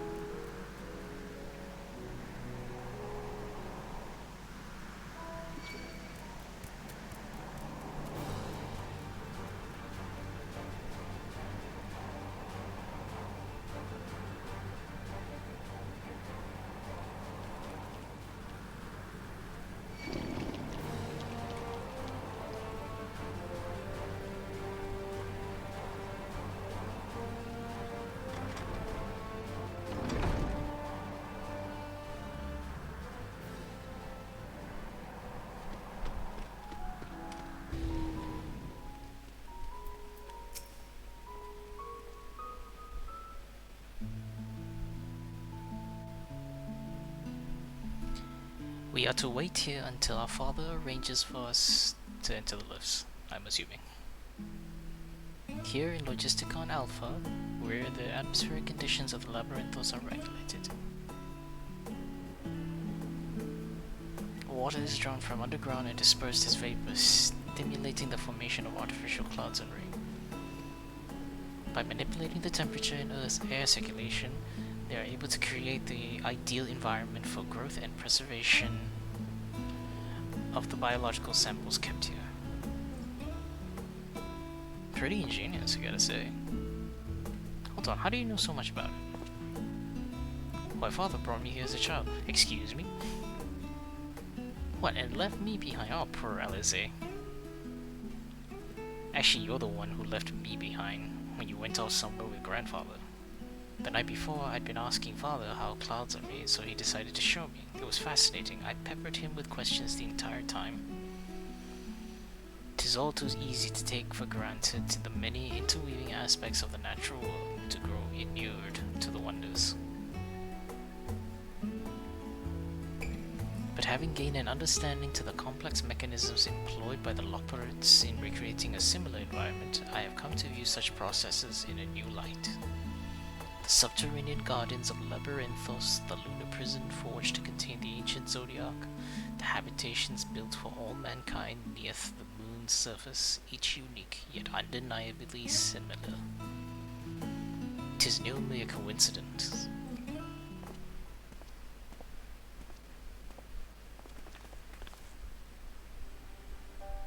Ever since Heidelin unfolded to us the grim fate that awaits Aetheris, every essential resource we could spare has been delivered to Labyrinthos in preparation for the Great Exodus. But that is not all. It is also a testing ground for the technologies that will allow us to settle on distant stars. Though the Loporits have endeavored to make the moon inhabitable, that is not our final destination. Mankind must learn to propagate life where there is none, to thrive where all is barren. Alas, time is not on our side. I have arranged for you all to enter this essential circuit. It is there that most of our preparations for the Great Exodus are carried out, the construction of the Ark among them.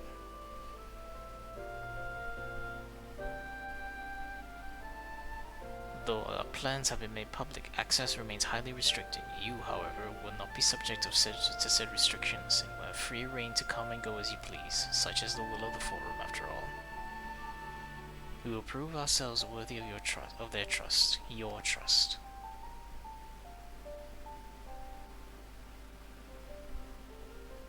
Then let us proceed.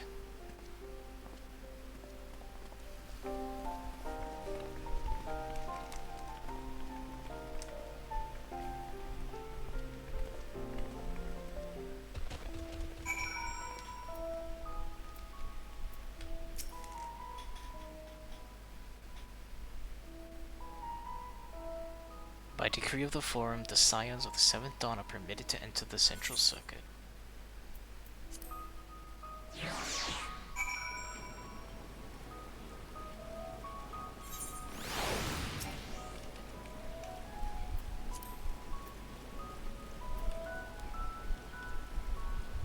The Aether Burner is being constructed not far from here. Overseeing the work is Kokol Dankol, after whom the forge is named. Once the necessary introductions have been made, I shall leave you with him to discuss the particulars. This way.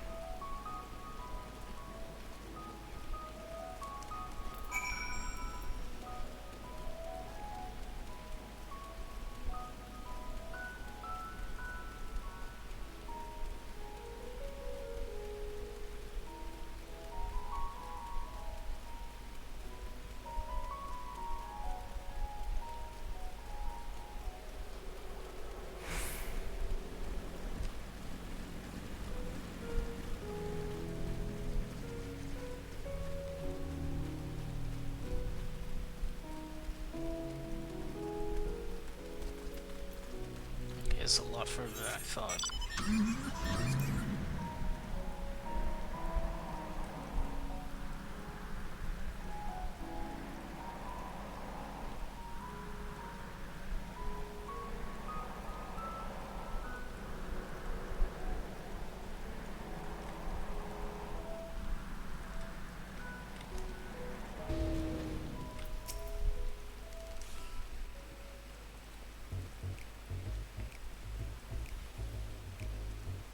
Could swap them out. No, been there, done that. Damn near lost my eyebrows. That's an amazing voice. We'd be well on our way to paradise. Visionaries patting themselves on the backs for their grand accomplishments if you'd only think. Yes, that does sound rather lovely. Yeah! I mean, Master Force, you know, what a pleasant surprise. We're not blasting off already, are we? The schedule remains unchanged, for better or worse. Which is why the Forum has elected to accept assistance in resolving the Aether Burner conundrum.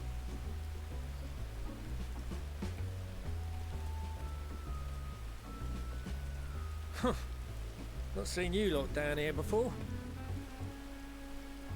There are Archons among their number, but engineering is not their expertise.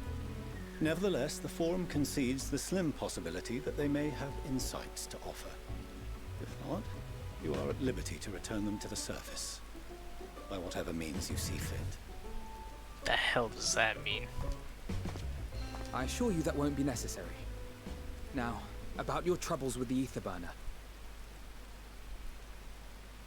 Aye, aye, I'll walk you through it. Suppose I could do with a change of pace. As the name ought to tell you, the Aether Burner burns ether, ambient or otherwise, and transforms it into motive force. Think of it like a giant bomb that never stops exploding. Even out in that black void where the ether's right sparse, it's strong enough to move our arc. And it probably won't kill you like an actual bomb.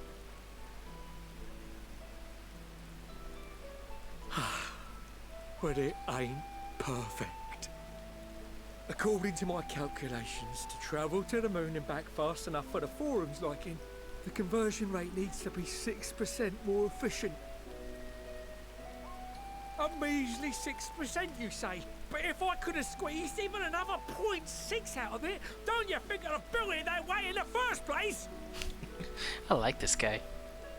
Hast thou consulted with the Loperites? Yes, they too are conducting their own research, for lack of a ready answer. The moon's propulsion systems are considerable, naturally, yet they are commensurately massive. It is no easy feat to convert their technology into an efficient means of propulsion for a teeny tiny toy boat, as they say, and as I most certainly do not.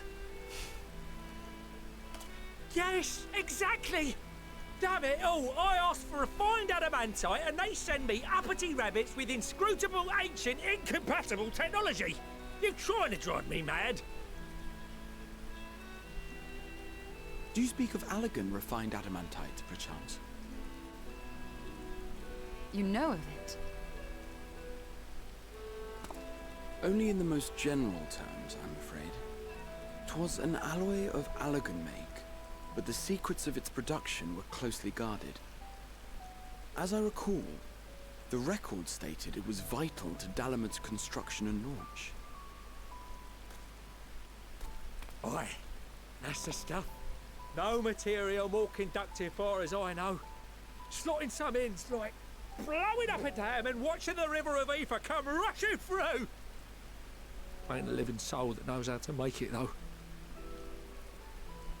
We were fortunate enough to salvage some for the Aoife burner, just a wee bit, mind, from a chunk of Dalamud that came hurtling into the Northern Empty during the calamity.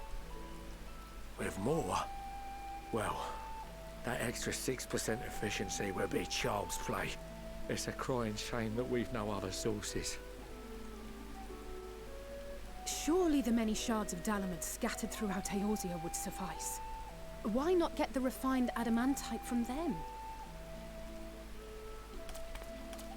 Oh, we tried, believe you me.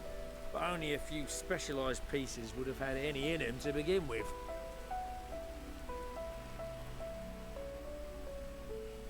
Drive calls from Ragnarok class internment hulks. Those are the prize bits we really need. According to the gleaners, getting to them means delving deep into the shards. And the defences are still very operational and very eager to blow them up.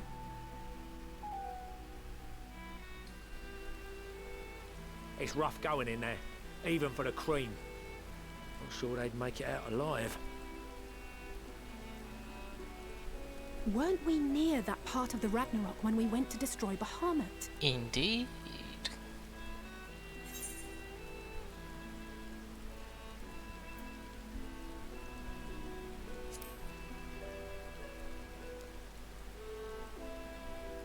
Heavens, are you all right? You look pale as a... Well...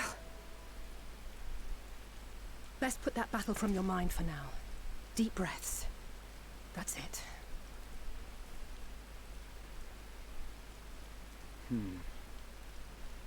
There are multiple internment hulks in Eorzea alone, so handling this ourselves may not be the most efficient option. Rather, if we could salvage adamantite from the shards simultaneously... Thancred, is the link shell we established before you went to Garlemald still active? Of course. The floor is yours.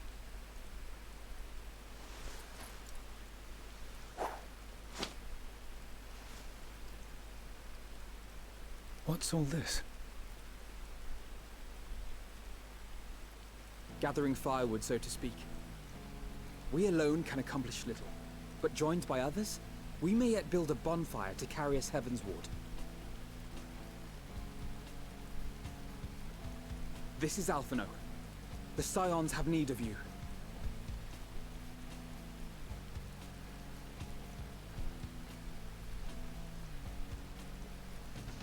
Understood. I will contact the Lord Commander and dispatch our finest at once. My sisters are somewhat preoccupied with the final days, so I will lead the 12-Sword expedition myself. Are you aware of any other sources of refined adamantite?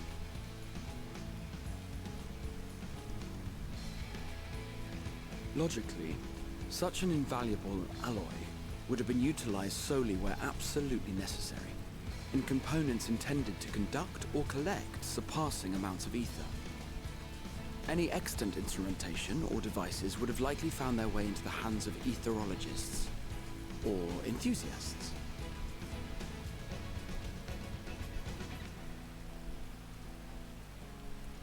Magical artifacts of Allagan design? The Eastern Alliance will send word to one and all. Are there other ways we may offer aid? No shards of the Lesser Moon scar our soil, but our stake in this cause is no less for it. Is there anything in Othard that might be of use to you? What did you say? Oh, you got friends in far places, lad. You have no idea. Any road, If you're offering, I wouldn't say no to one of those Far Eastern sacred relics. Some of them can hold enough ether to summon a whole damn primal. Combine a source like that with the ether burner, and 3, 2, 1, kaboom! I gather you heard his explosive enthusiasm. Might you secure us a suitable relic? It shall be done. I know little of machines, but I promise we will do our utmost to gather the materials you need to finish your starship. I am glad for the work, in truth. Better to busy oneself than wait and fret over disasters foretold. Then why are we all still standing about yapping? There's plunder for the taking, and I'm a born plunderer. I'll be an old Charlian before you know it. Start mixing the grog. I'm certain that can be arranged. Thank you all, and do be careful. That's awesome. Just like that. Aye, just like that. Our refined adamantite is on its way. Now let us consider our next steps, shall we? There's yet much to be done.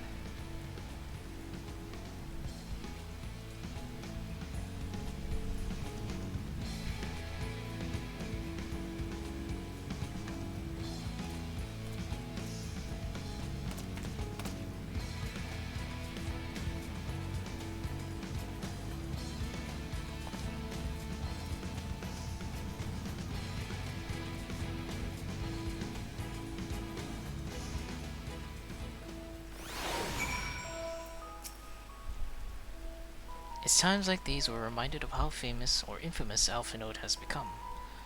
Who would have thought he'd come to achieve so much with a single Link Pro conversation? As we're expecting rather a lot of visitors in the near future, I'd best return to the surface and inform the relevant parties. I also have a contact of my own that might be worth a try. Oh, and who might that be? That's for me to know and you to find out. And on that note, I leave matters here in your capable hands. Best of luck.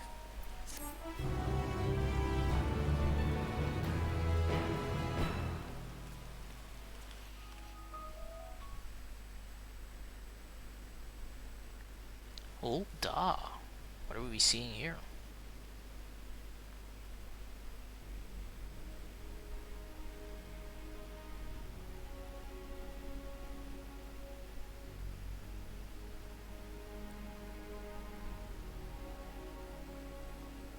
Our course of action is clear. We must harvest refined adamantite from the shards of Dalamud and procure arcane relics of Allagan make. Summon the best and brightest of our immortal flames and form an expeditionary party at once. Call upon the Sultan Sworn and Brass Blades for support as you must. Papashan, send word to the guilds. We will require the expertise of master artisans if we are to have any hope of identifying and recovering these elusive materials. Thiergeist, we have need of your stone torches. They are to assist the immortal flames in scouring the ruins and to help secure the surrounding areas. I trust I can count on your support. As commander of the Stone Torches, my son Zimberk will personally see it done.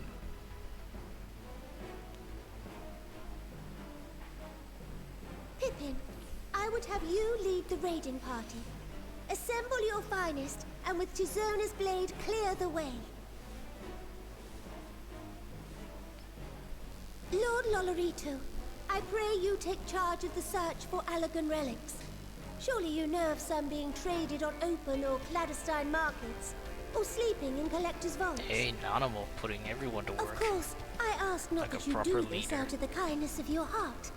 By all means, profit on the transactions. I wish you the joy of it. The final days descend upon our world. If circumstances are truly as dire as they say, Uldar's best efforts may be for naught. And yet, when we Eorzeans rose from the ashes to rebuild our broken realm, did we not learn one simple truth?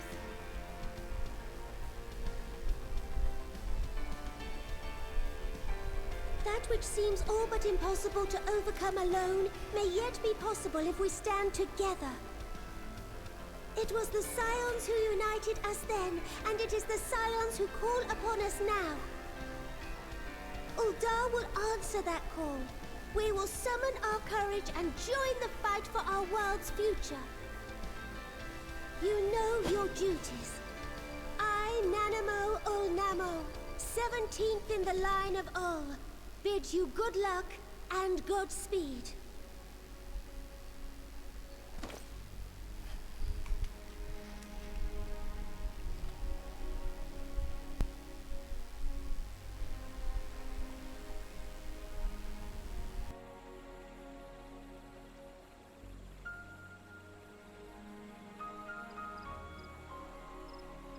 Right now, Gridania.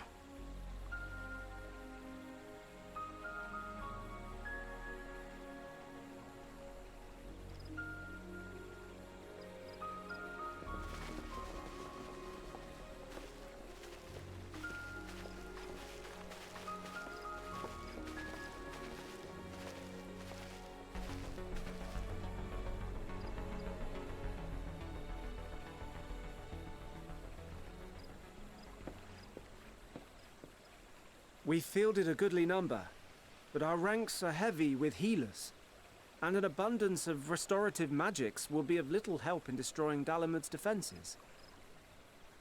Still, it has ever been thus with Gridania. We must steel ourselves for a protracted engagement. Hey, thanks, Alamigo. In that case, might I suggest taking us along?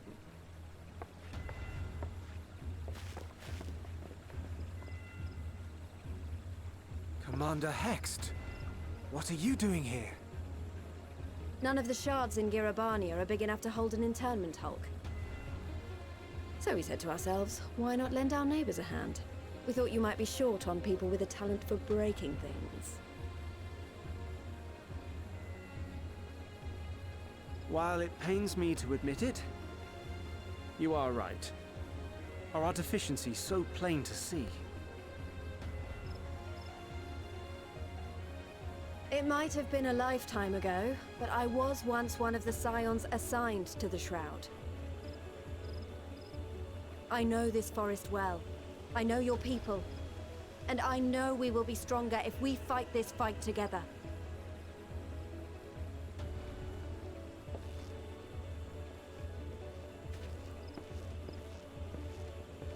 Then I will impose upon you with a clear conscience. Come. Let us speak of how to integrate our forces.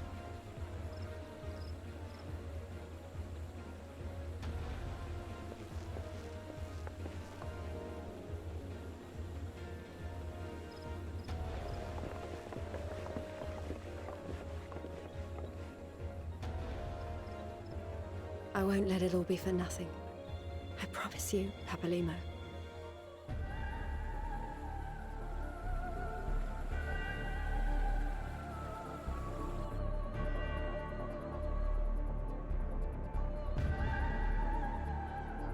Damn, there are a lot of remixes for this one song.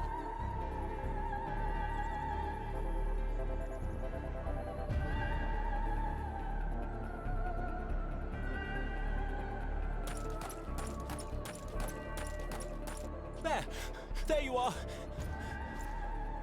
We've no time to waste, brother. Everyone has already... Ah.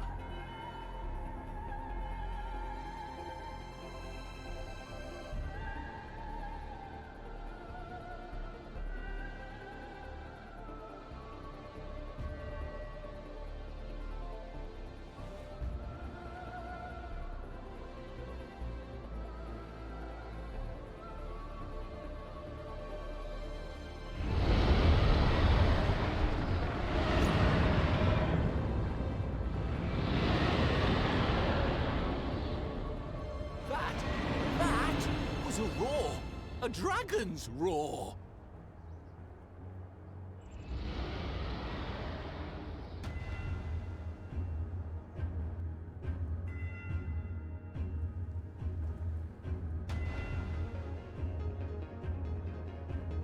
Oh, we're just gonna skip on that? What did the Dragger want?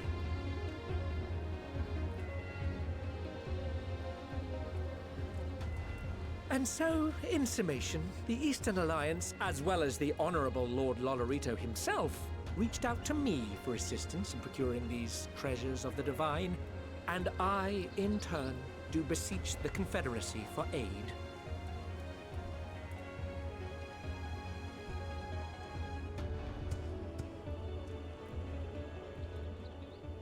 Hmm?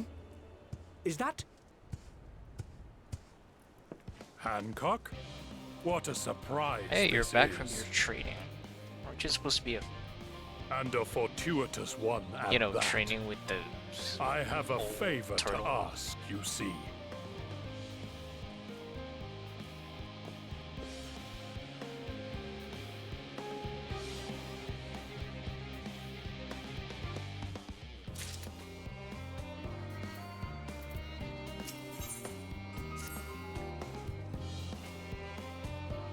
Though our friends are searching for refined adamantine sacred relics, we will know if they meet your requirements once they have arrived. In the meantime, is there aught else we might do to be of service? Ah, you've already done more than enough. If I had to say, though, I could use someone who knows a thing or two about elegant technology. You there, the lad with the red eyes and matching hair. You seem to know more than the average scholar.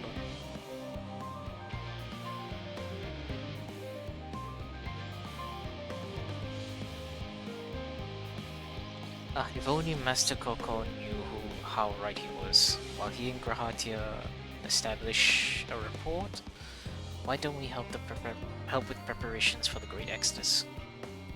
Indeed, this would mean going above and beyond the terms in our arrangement, but I propose this to not to curry favor. As confident as I am that we will succeed, we must be ready for every eventuality. This would also be an opportunity. Oh shit.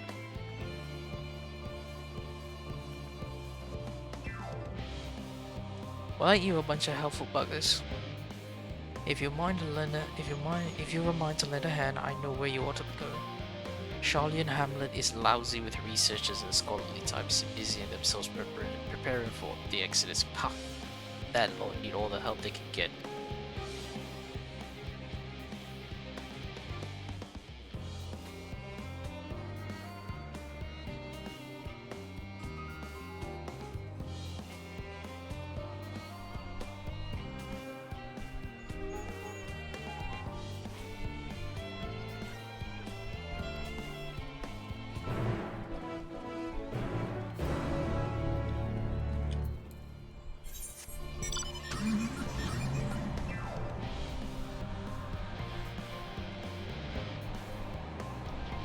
Hey, that means we can finally get that Aetherite up there.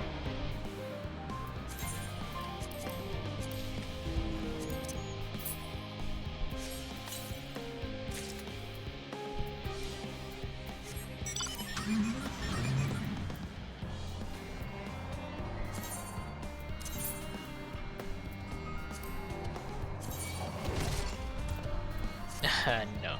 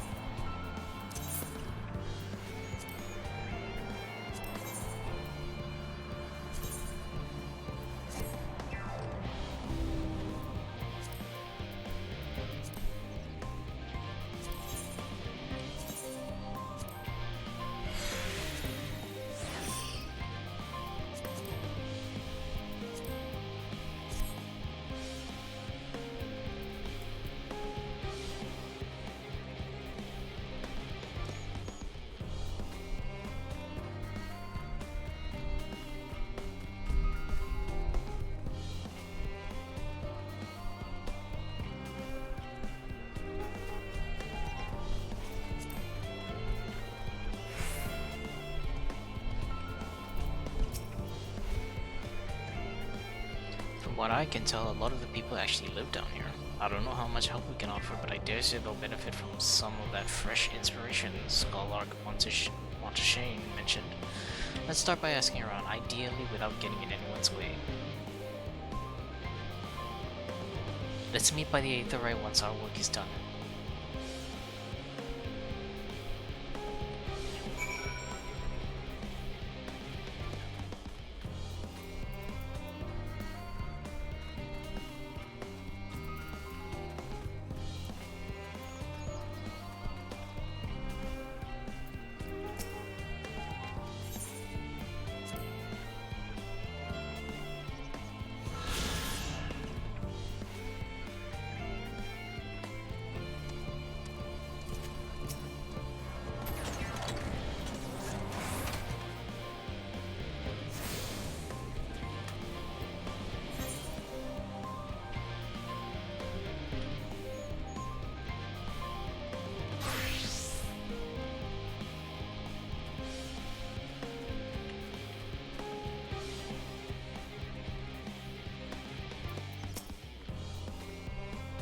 Hello.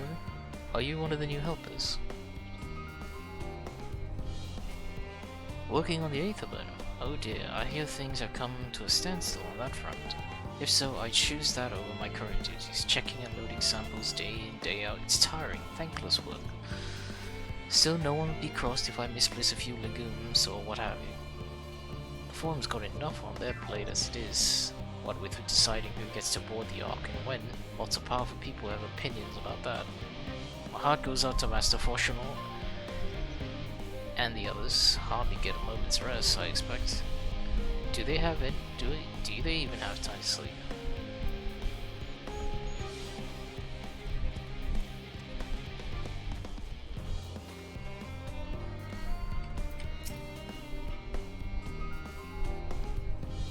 Helping with the Ark? Even with all the powers of Master Cockles managed to squeeze out of the Aetherburn, it's still not enough apparently. Now I hear the final days have arrived. Horrible creatures are running rampant all over. If only we'd begun the exodus sooner. People are dying and there'll be no end to it if we don't fulfill our duties. But we will. We've spent years preparing for this moment. Believe in the plan and all will be well.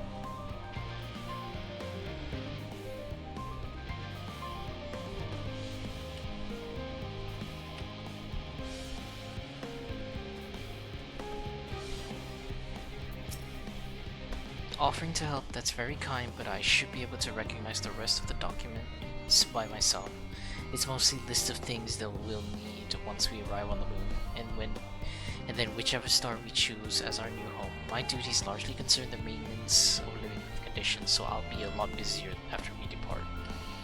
I hear that our lunar collaborators have come down to assist in our efforts. I'm looking forward to finally meeting them in person, after having communicated with them in such a limited capacity thus far. To be perfectly honest, I'm not even the slightest idea what they look like. I do hope they're not enormous, looming giants. Why, I would much prefer something small and fluffy. Like that behatted rabbit that ran by. Oh, about that.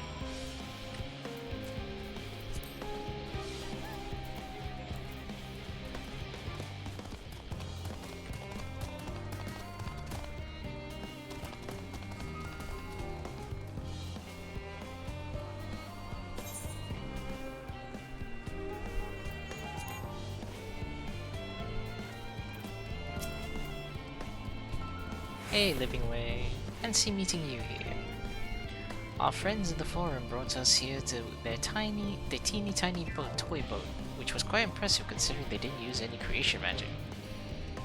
What we're really interested in is Aetheris itself, though we now find ourselves in a sort of funny underground miniaturized version of it.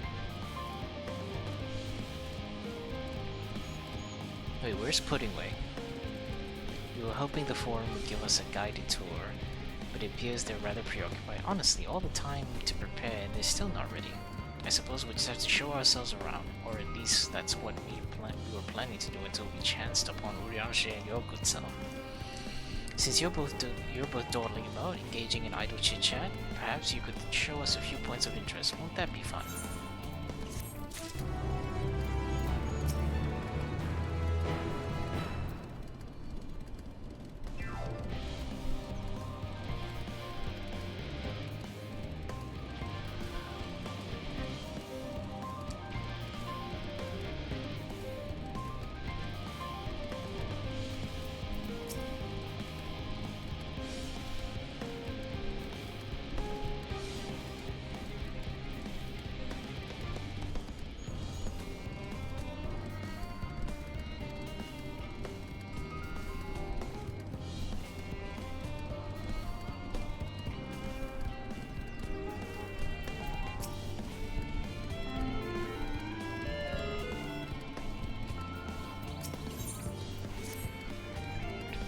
A tour of Labyrinthos. An unexpected yet prudent suggestion. Given the similarities betwixt the artificial environment and Beastway's burrow, it would be in our best interest to have the Loperids acquaint themselves with those conditions deemed optimal by their Charlean collaborators.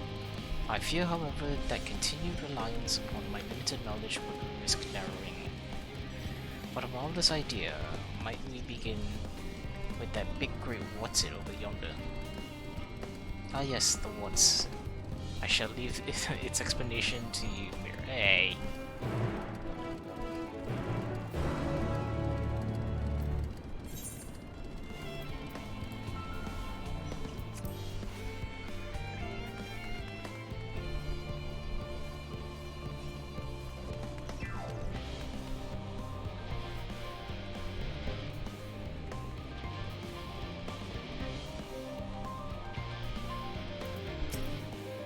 Goodness me, to build something so large without creation magic is positively stupendous. Perhaps you could direct our attention to its most important features.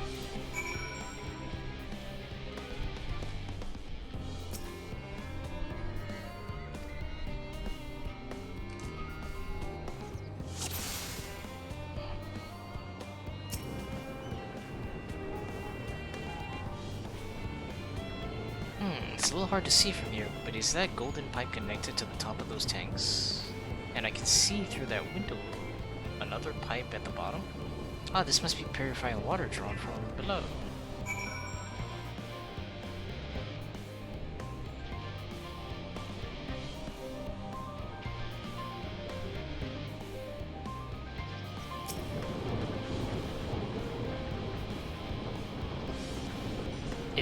Is that water? I hear that from inside that big great tube, that great big tube. It must be because of those cogs and that gigantic wheel at the top. Oh, I see. That's how they draw up the water. There's possibly some sort of spiral shaped mechanism inside it too. Yes, the mushroom-like thing.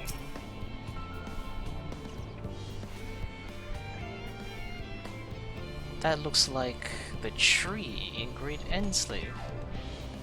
Hold on, that's a bit of a strange shape. It's thin at the bottom, but big and round at the top. Quite tall for something so unbalanced too. Now it makes sense. That's where they store the water.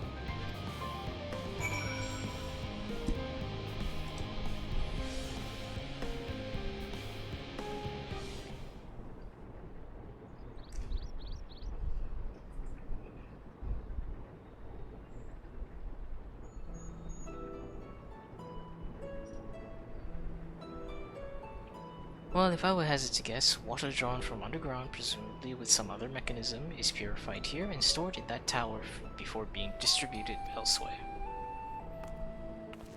I'm right, aren't I? I knew it. A design brilliant in simplicity. I dare say it would take only a moment to install it in even the harshest of environments, like for us Lopperites, that is. Indeed, securing a reliable source of water is of the utmost importance for any fledgling settlement. We have read, however, that people of Etheria sometimes make their homes in arid deserts and such. How are they able to survive?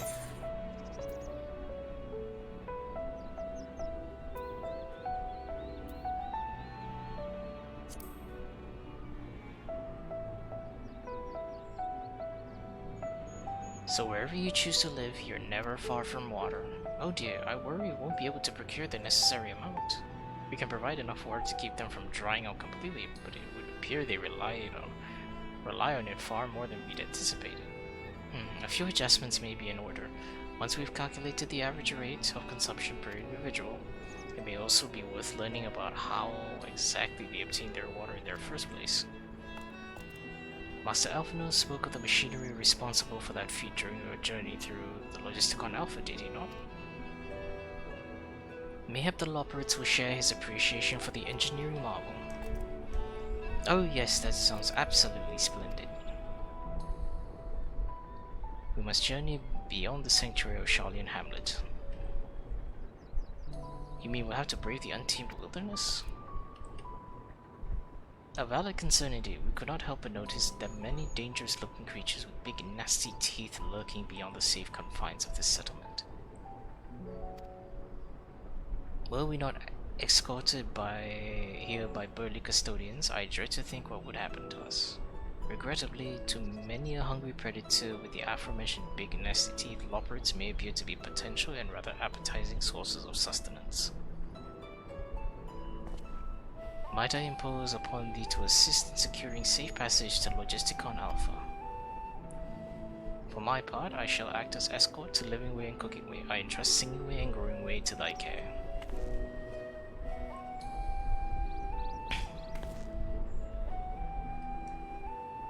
A more valiant protector they could not wish for. Godspeed.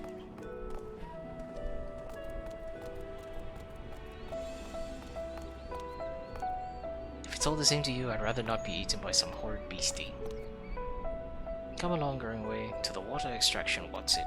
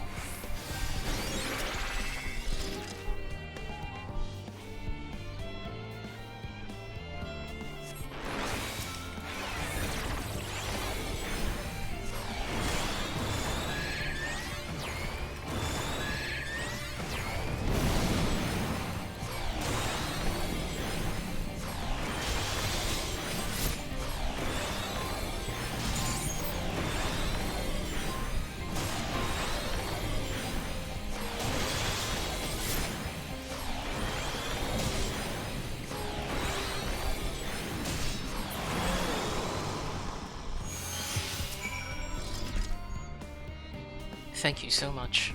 I really hope this water extraction it's worth this harrowing experience. All part of the fun, some might say, but I'd rather not get burnt to a crisp if it's all the same to you.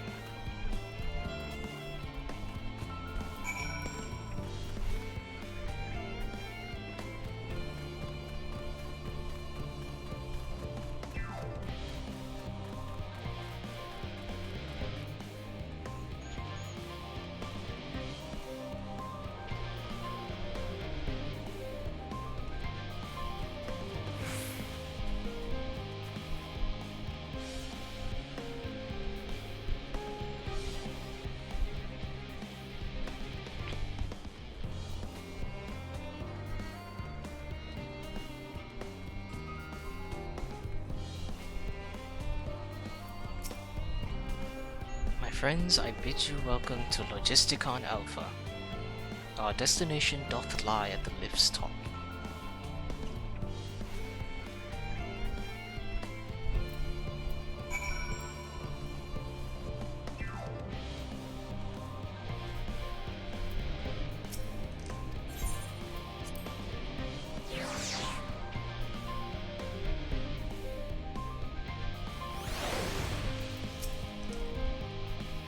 Marvelous, simply marvelous. So this is where the magic, or science rather, takes place. The perfect environment to sustain life, artificially created. The knowledge we'll gain here will be essential when we start looking for new stars for your kind to inhabit.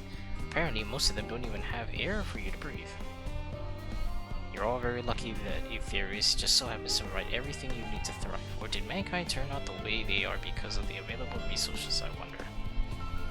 Either way, it's nothing short of a miracle, and I cannot wait to see more of it.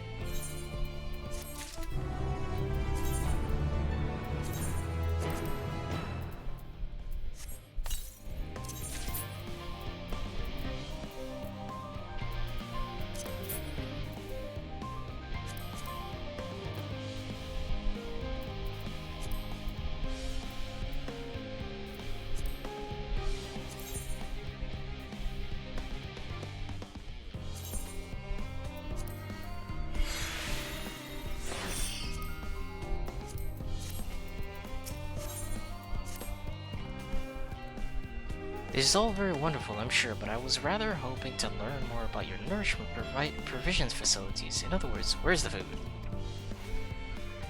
I believe both the knowledge and consumables you seek may be found in medial agronomics. As to imagine singing away and the others intend to study every conceivable facet of this apparatus. Wouldst thou be so kind to escort our visiting culinarian? Yes, that sounds much more interesting. Hopefully I'll be able to see firsthand some of the delicacies Orianche was telling me about. Even his incredibly vivid, if a bit too verbose, descriptions cannot compare to sampling them myself, not to mention Aetherius will soon be no more. So I must learn all I can while there is still time. Let us brook no further delay.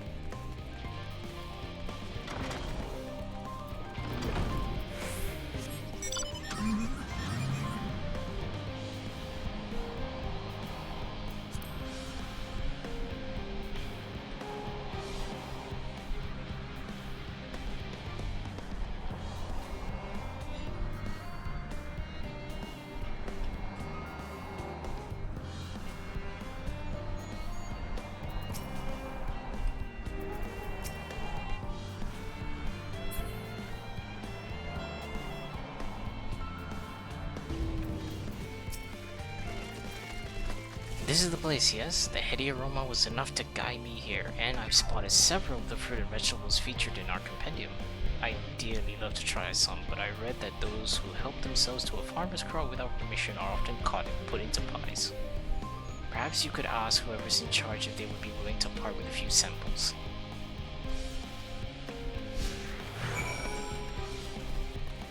Honestly, for how cute you are, you might just be able to get away with a few.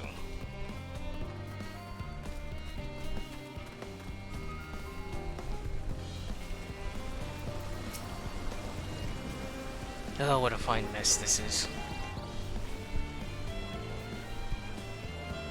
Ah, it's you, the one who climbed down the mine shaft.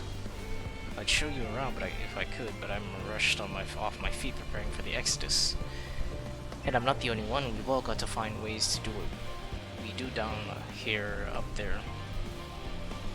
First on the moon, then on whichever star the four decides will become our new home. It's all so sudden, so unreal. Don't you want to go to the moon?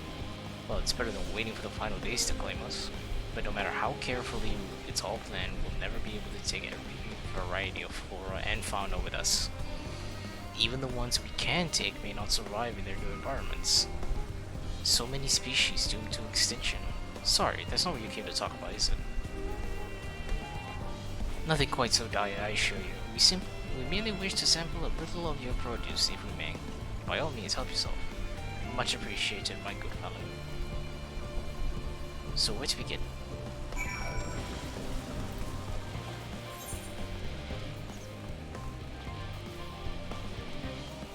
Oh no. The dreaded grapes.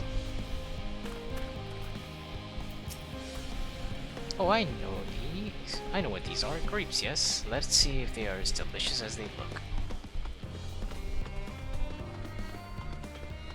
So sweet, so sour, the taste is much like a ripe philosopher's carrot, and yet the texture is entirely different. The contrast between the outer skin and the fruit within is most peculiar.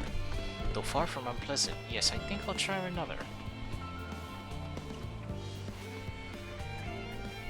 Well, that's certainly given me food for thought, though in a far less visceral manner than any philosopher's carrot. But tell me, what is your opinion of grapes?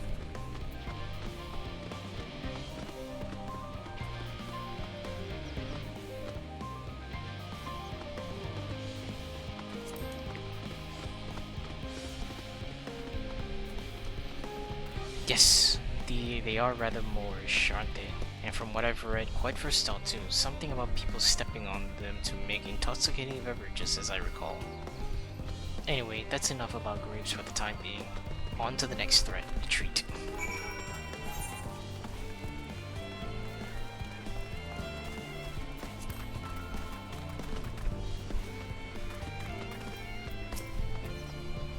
Orange by name, orange by nature. What came first, the fruit or the color? Who cares? Let's see.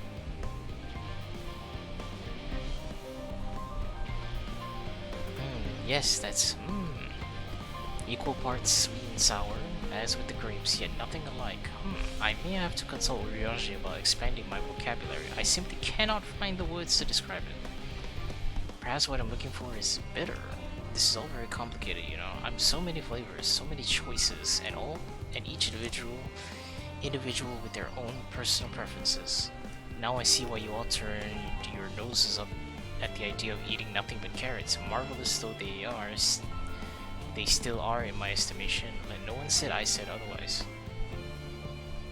But speaking of carrots, I've yet to sample any of the vegetables. Let's see what's in that field over there, that field over there.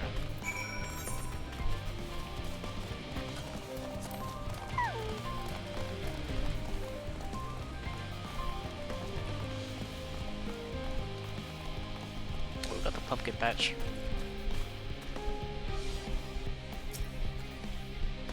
That color, that texture, are they some sort of enormous round carrots? No, in any case, proper nomenclature is less of a concern than the taste. Blech, it's so hard and flavorless. I may as well be chewing on a piece of wood. That all but confirms it. These are nothing more than misbegotten failures masquerading as goodly carrots. Stop, stop, stop. Can't you see these are pumpkins? And no one with any sense would try eating them raw. You're supposed to cook them first. Do you not find it an awful bother? Far from it, cooking is a joy unto itself. And what's more, it broadens the range of ingredients that we may safely eat. But above all else, cooking allows us to draw out the full potential of our produce. Pumpkin stew has been one of my favorite dishes for as long as I can remember. That perhaps even these hard blocks of plant matter can become as delicious as the orange I sampled. I wonder though, is there anything even more delicious? How about the yellow fruit over yonder? Oh, the lemons. Oh, be careful.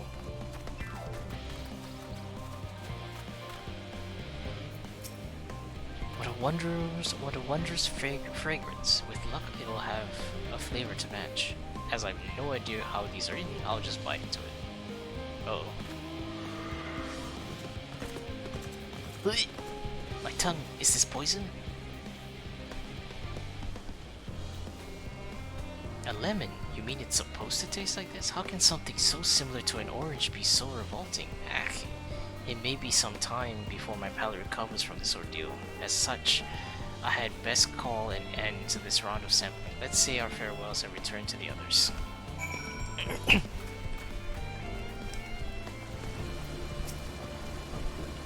Finished, have you? I trust you found something to your liking. I'm rather enamored with the grapes and oranges, less so with the pumpkin, though I learned the hard way they are not to be eaten raw. Then there was the lemon, the deceiver. I feel so violated. Haha, first time, was it? I'd hate for you to leave with a bad taste in your mouth in more ways than one, so I'll give you this lemon muffin I baked. If this doesn't change your opinion, nothing will. More lemon? Have I not suffered enough? Nevertheless, it would be remiss of me to spurn this opportunity to do. Ooh, a bit of a sick came up there. Learn more of your inscrutable ways. Very well, lemon muffin, do your worst. Oh, that stuff is delicious.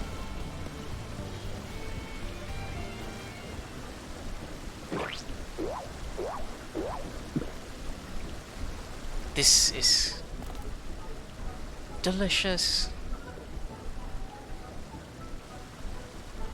Although I still detect a hint of lemon, it complements the sweetness of the dough to create a perfect harmony. I never would have guessed it. Its vile bitterness could be utilized so elegantly. My good chap, this is simply breathtaking.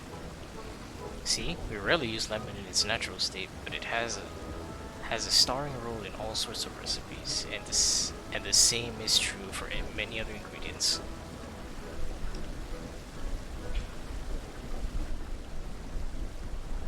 I know we won't be able to take every species with us. No doubt the Forum agonized over what was worth preserving, and what will be consigned to history. Hard choices, but make them we must if we're to survive. Such strength of will, now I know what Heidelin sees in your kind.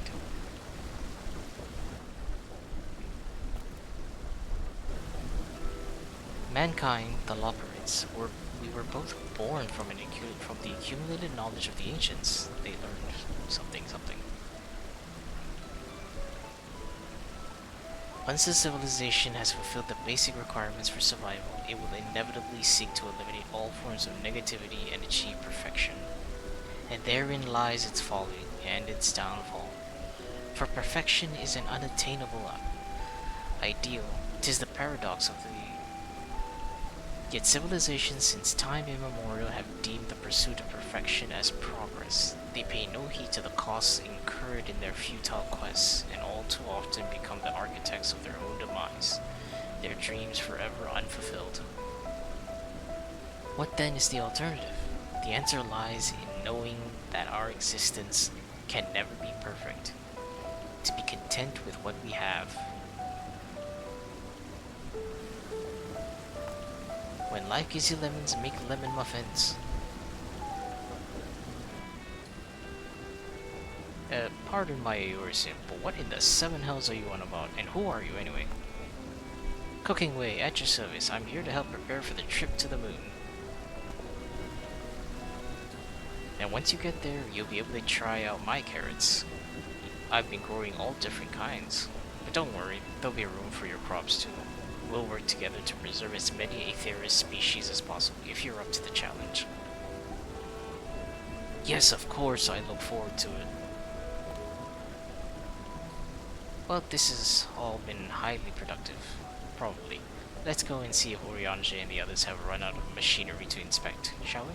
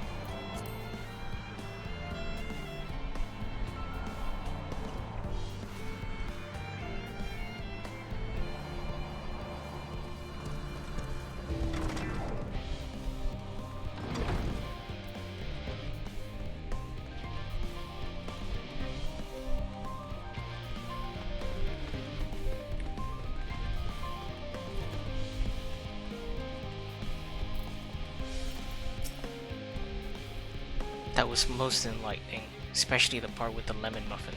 Actually, I was wondering, do you know of any other places famed for their cuisine?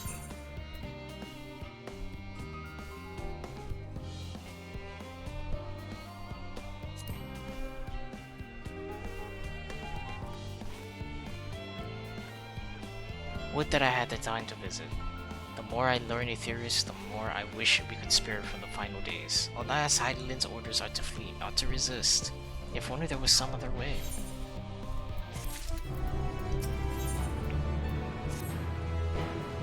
Mira, I trust thy time at Meril Ergonomics did bear fruit.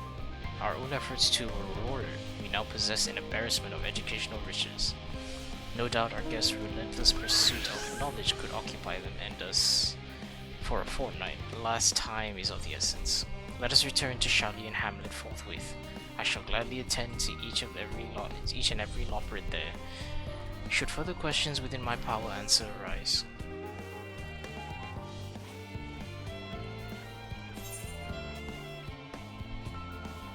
Aww. It's very delayed.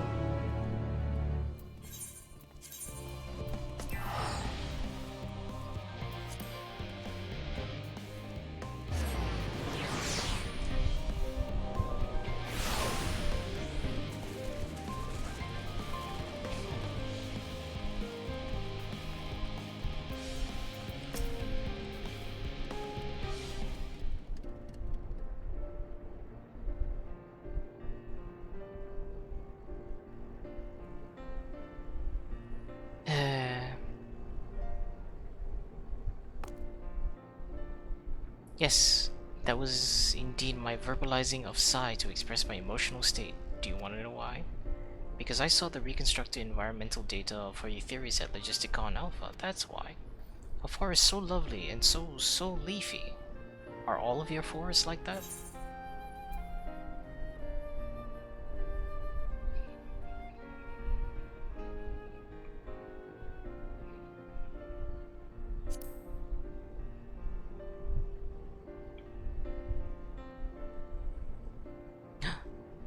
Gasp, gasp, I say.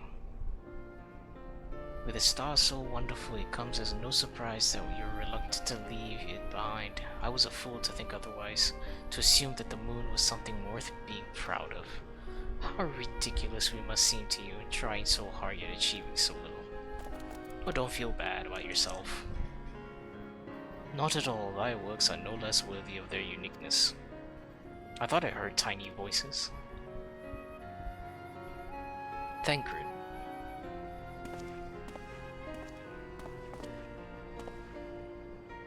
How didst thou fare?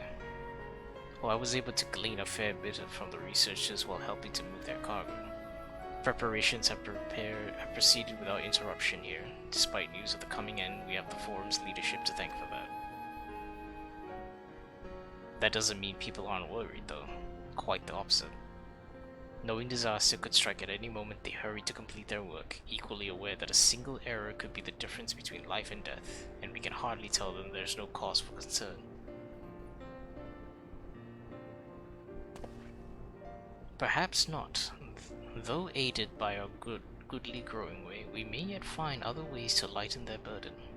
Me, be of use to people. I'm honored that you would think me so capable, but I'm not sure that I'm up to the challenge. Nevertheless, I believe in thee.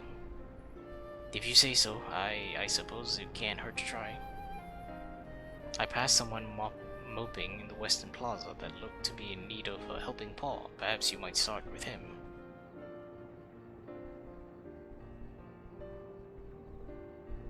'Tis a good place as any. Come.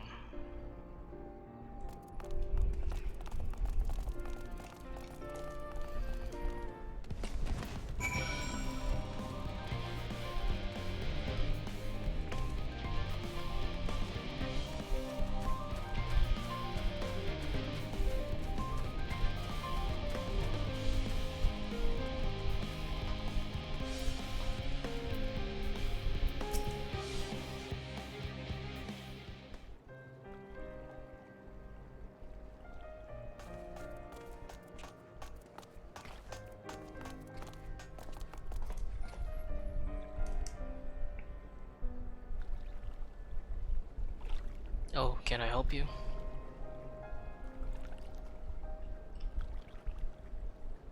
It is you who would help me? Is my anxiety truly so obvious? I mean, you're sitting here moping alone. A burden shared is a burden eased, I think. Those little fellows do look cute. I am an engineer, you see. And what they say of the ship, that's the sum of the decades of Charlian ingenuity, and it's built with peerless, elegant technology. It's all true, but I know that none of that's guaranteed. We've never before launched a starfaring vessel, let alone flown it in great expanse.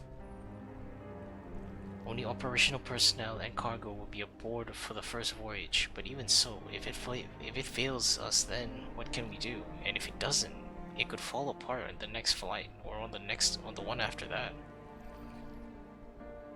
We've done everything we can to prevent that from happening, but it hardly matters. We thought the Aetherburner's design was flawless too, and look how that turned out.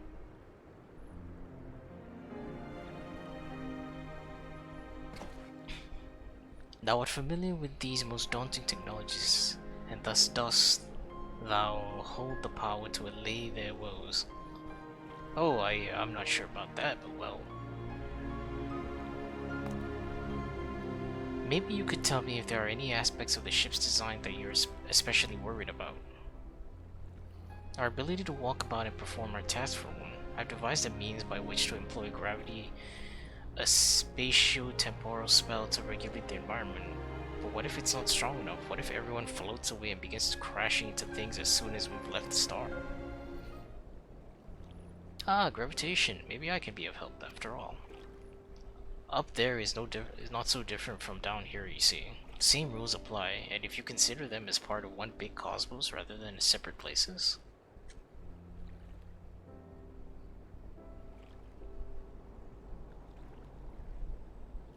I suspect both parties shall find comfort in this conversation. Yet if Thancred's tale is to be true, still others would benefit from insight born of experience. Might I prevail upon the Loperids to attend them? An excellent idea if I do say so myself. There is naught we like more than to ease the hearts of the fine people of Aetheris and learn more about them while we're at it. Full glad am I to hear it. Gather thy companions and bring them hither. Mira, thou hast a gift for finding souls in need of help.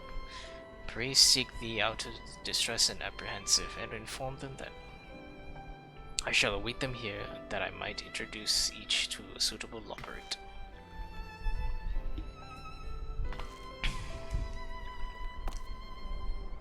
Oh, I do so look forward to that. A place for every Loperit and every Loperit in their place.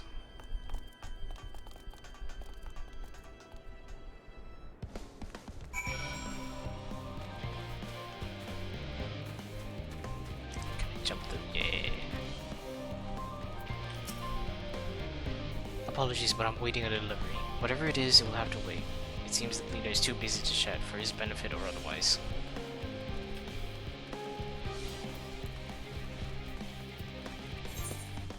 Oh god, this is a big search site.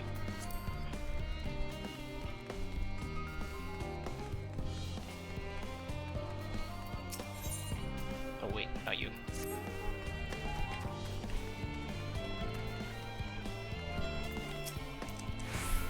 Have you heard anything of what's on the moon? I have no doubt that we can make it up there, but the searching for a new star part of the plan sounds awfully vague to me. I asked the forum, but they will only tell us that our collaborators have everything under control. Forgive me, but I don't feel particularly safe wandering through the sea of stars on God knows what made God knows what, God knows who.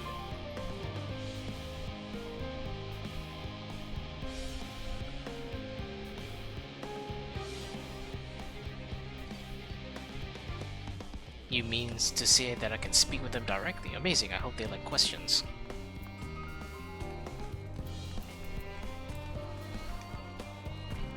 Right, that's one that's still...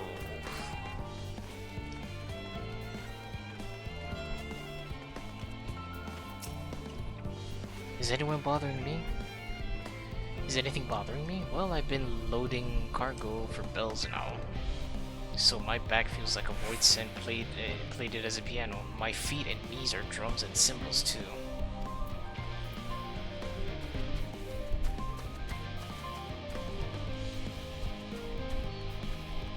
Okay, so I'm looking for researchers, not necessarily gleaners.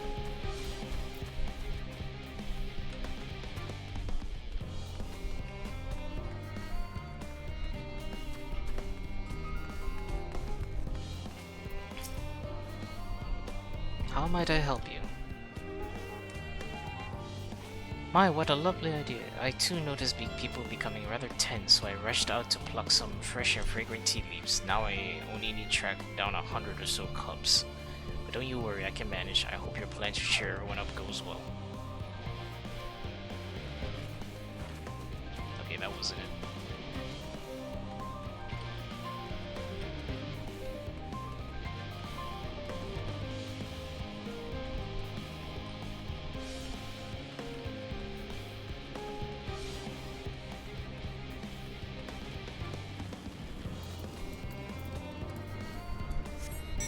Nope, no one here.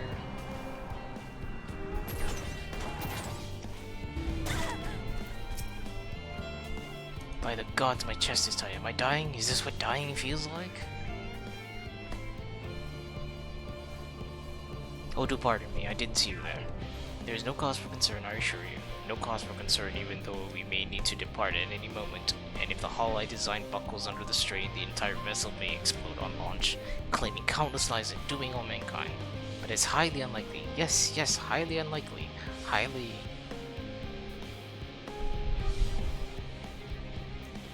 Our visitors came to help me triple check the structural flaws, you say? Why, that would be wonderful. I'm breathing more easily already.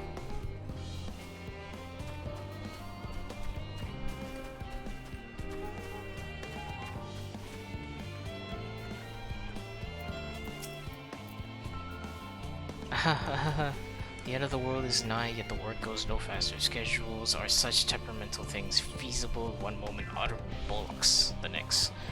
And yet I've never felt so alive. This one is beyond hell. Only sleep can save her now.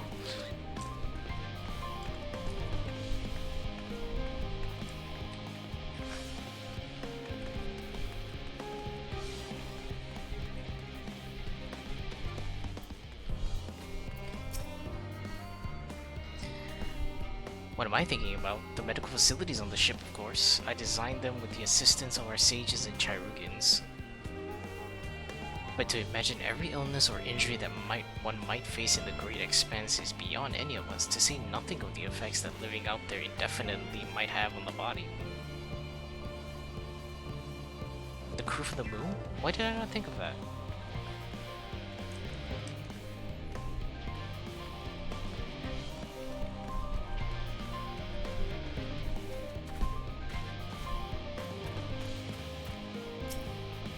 Concerns? Nay, there's no point worrying at this stage. It will only make the work go that much slower.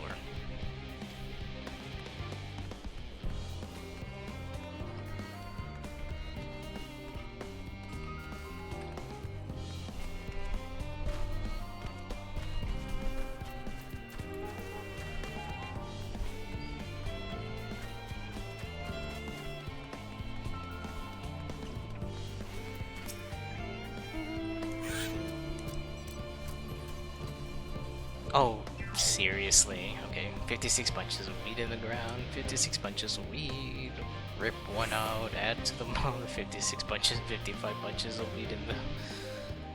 this poor bastard. I'm not neglecting my duties, I swear. I was in need of a break, you see, but then I found myself unable to relax at all, so I went on a walk and then I noticed these weeds and... Pleasant conversation partners. And oh so fuzzy. Goodness me, that does sound like a much better way to relax.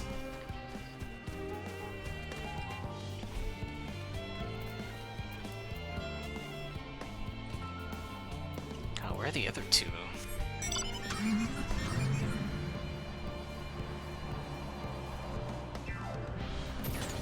Oh, that might be one.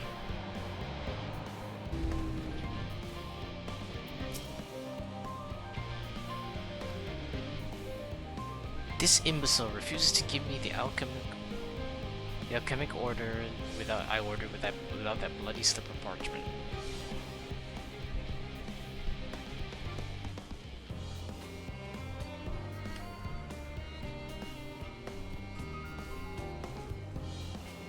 Unless your friends have to have a spell to make me remember where I dropped my damned envelope, I doubt they'll be more help than you, and you've wasted enough of my time already. Okay, asshole.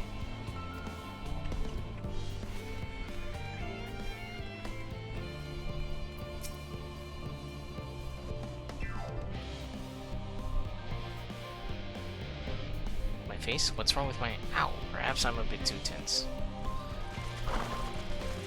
I was tasked with ensuring that the proper fauna, and only the proper fauna, are brought with us to the moon. However, the suitability of a few species is still under debate, and I can hardly make the decision myself when I know so little about the environment up there. Oh, it just so happens I know someone. Including the Lopperids in our discussion is a wonderful idea. I absolutely will. Thank you. Perhaps their biology itself might offer some clue as well.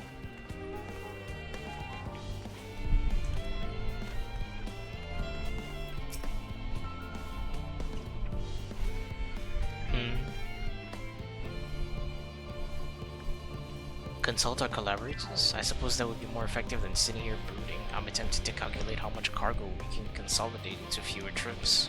Should the Aether Burner make our original estimates unfeasible?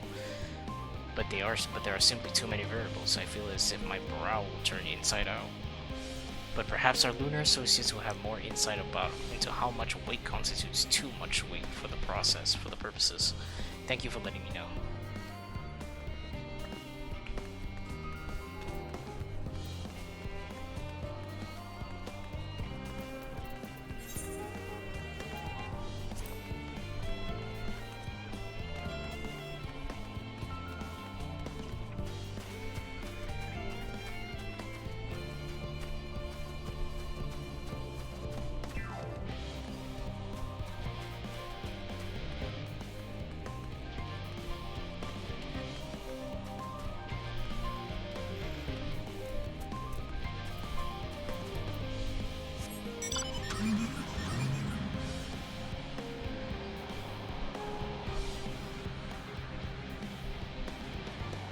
Damn, where else?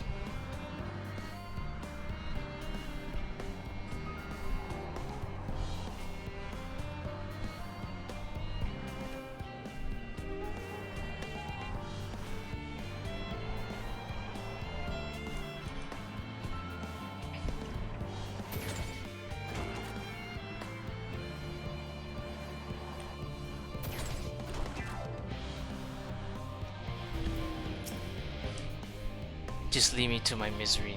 The forum can appoint someone else. I apologize. I simply don't know what to do. How am I supposed to pilot the Ark if I'm already falling apart under the pressure?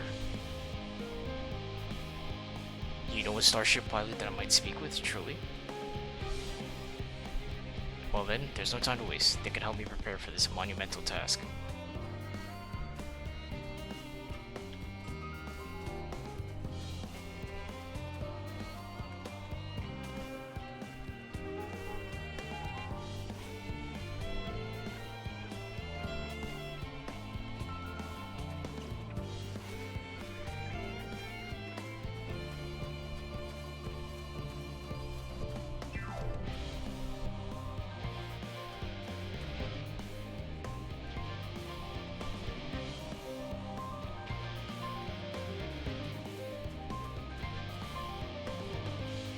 I just need to find one more person.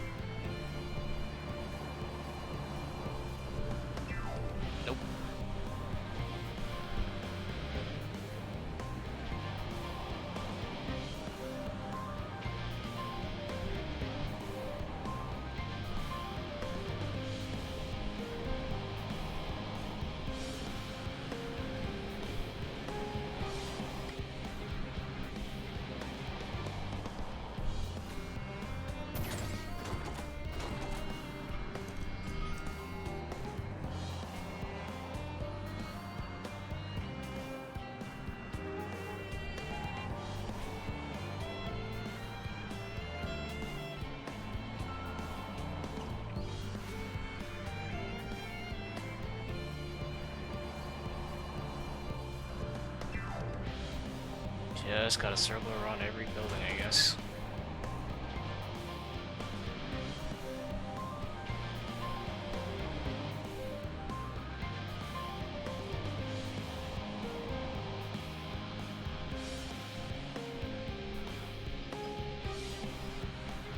There he is.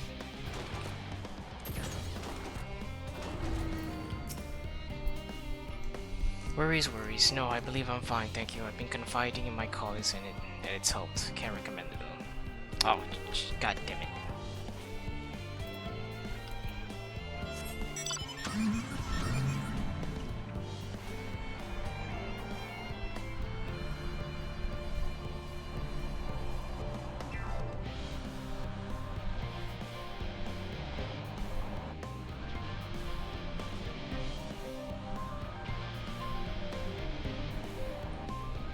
Come on, there's gotta be at least one asshole around here that wants help.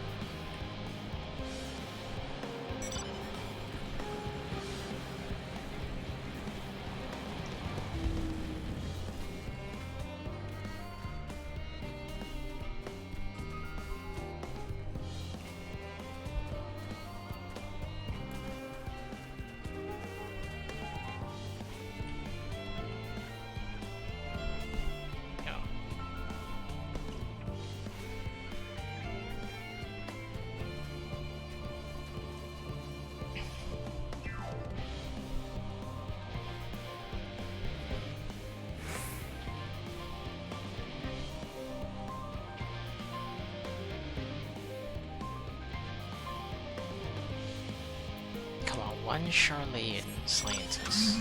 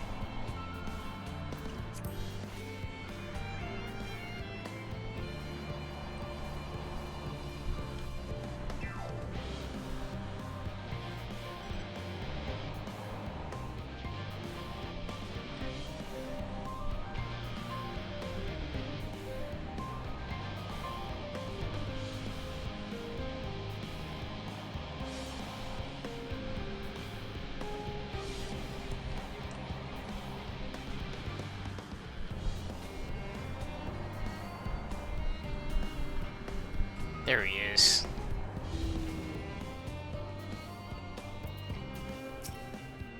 Blasted assistants, where have they gone at a time like this? Beg pardon, but I have no time for idle chit-chat. I need to reconfirm that aether levels are consistent throughout the vessel's machinery, and it seems I shall have to do so single-handedly. I swear when I find those assistants of mine.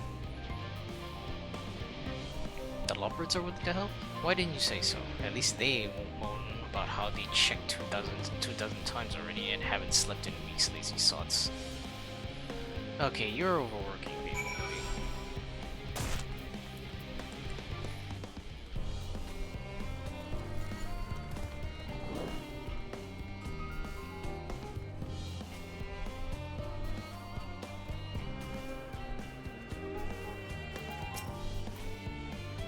Behold, through thine efforts word hath spread throughout the labyrinthos. Verily, to a far greater number than we expected, living way doth gather more loporits as we speak. I shall assign each in accordance with their skill, that new bonds of friendship might be forged. Should greater matters require not thine attentions, watch over them, I prithee.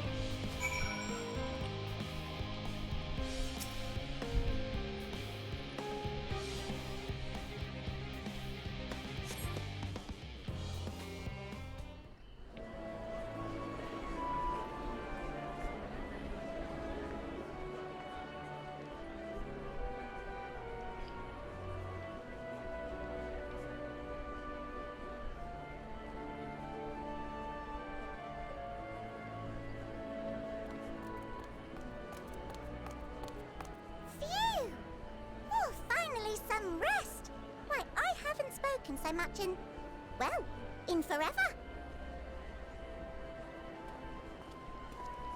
Lively, isn't it? The town is abuzz. Everyone eager to meet with our friends from the moon.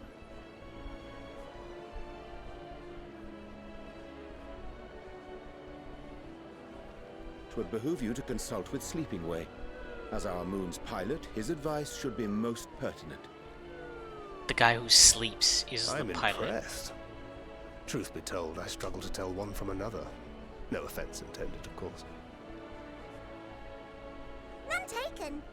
After you and your friends left Mare Elementorum, we spent no small amount of time with your Urianger. Oh, the conversations we had. He told us all about Atheris, answered our every question, no matter how trifling or trivial. Look! Every page filled to the margins with knowledge.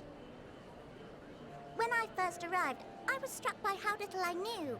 It was daunting. But then I realized that were it not for Urianger and his teachings, we'd still be stuck on the moon, gazing at your world and wondering what we've been missing.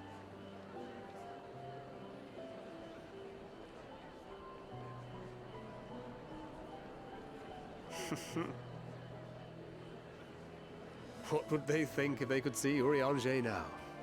I dare say they'd be more than a bit surprised. And impressed, no doubt. Master Louisoix, Minfilia, Papalimo, and not to forget.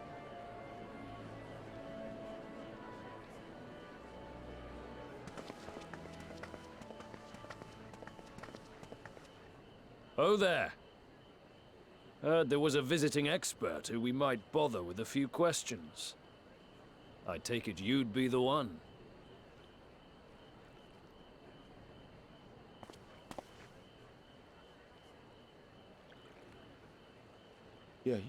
Yes, I am.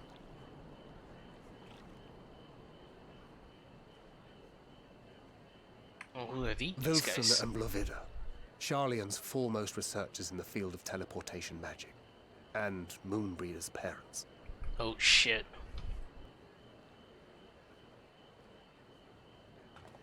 It hath been some time. Tis good to see you in good health. Likewise, old friend. Blovida and I were most honored to answer the call. Never expected this reunion, though, did we, dear?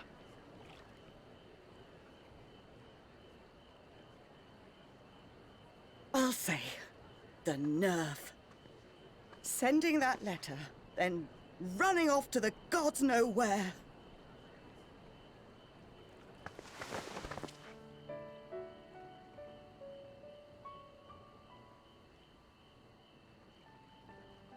Do you have any idea how worried we were?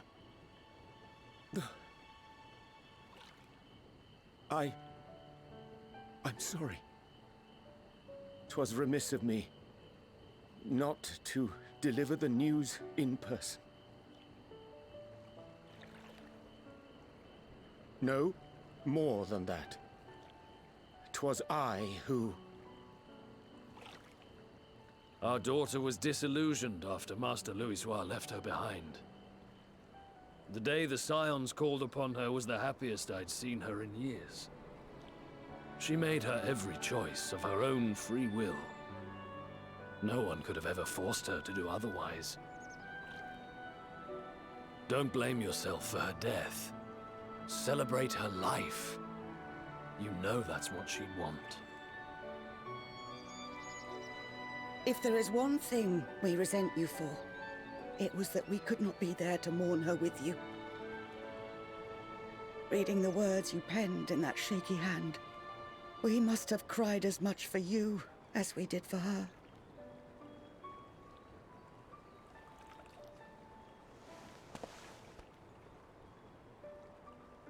I'm sorry.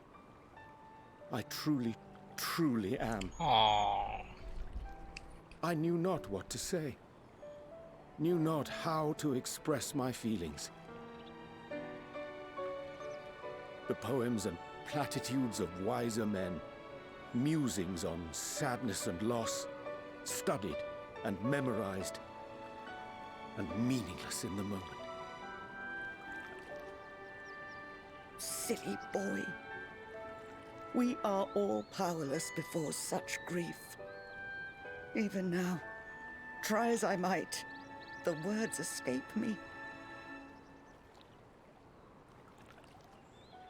But in our hearts, we know. We always know.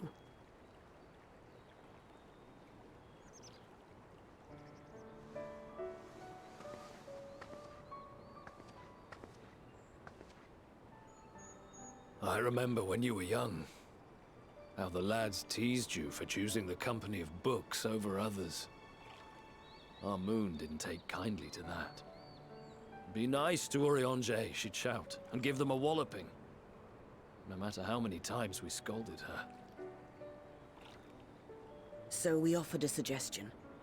Rather than starting fights, why don't you be the bridge between Urianger and the others? She had to mull it over for a while, arms crossed, brow furrowed in intense thought. But from that day on, she never let you be alone. She'd drag you outside to play, pepper you with endless questions, read the same books you read, all to try and understand you that much better. I'm sure it was annoying and exhausting at the time, but she only ever had the best of intentions. And look at you now, at the center of the crowd. The reason there even is a crowd, having brought these people together. You've no idea how proud we are. To see the boy our daughter trusted and believed in more than anyone grow into the man she always knew he could be. I can see her in you too. Feel her. She walks with you wheresoever you go. So thank you, Urianger, for being who you are.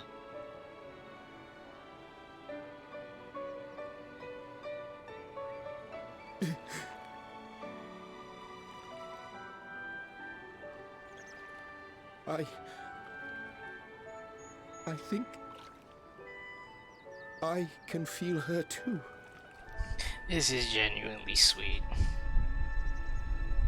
It's nice to see Urianger get closure. The truth of her life.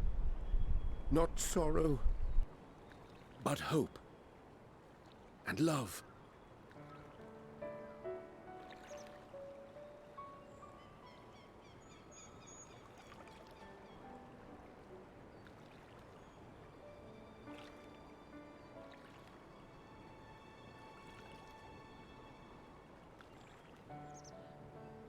This moon breeder, she was important to him, wasn't she? You could ask the man himself. Oh, no. But watching this exchange reminds me how much I've yet to learn about your world. And its people. You can live here your entire life and hardly learn a thing. And that's why it's too soon for this to end.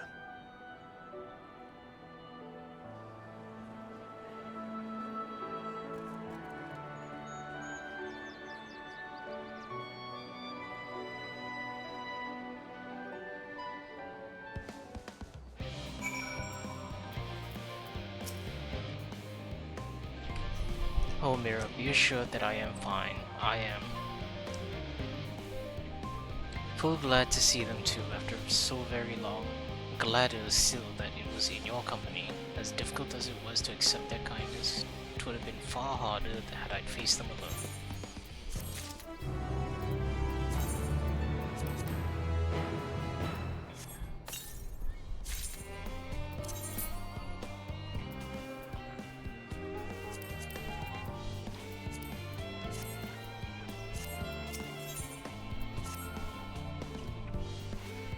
Ahem. Thou hast my gratitude for lending courage to the Lombards. Not disposed to the rest of their laurels, several of our guests have elected to accompany my countrymen to their stations. Some few may still hither seeking counsel, and so shall I remain to aid them as need be. If thou art needed elsewhere, do not let me detain thee.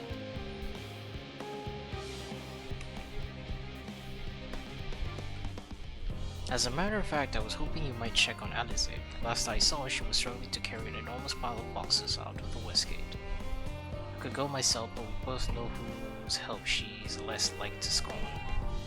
Not to mention that, much to my misfortune, I can think of several other things I ought to be doing. Until later.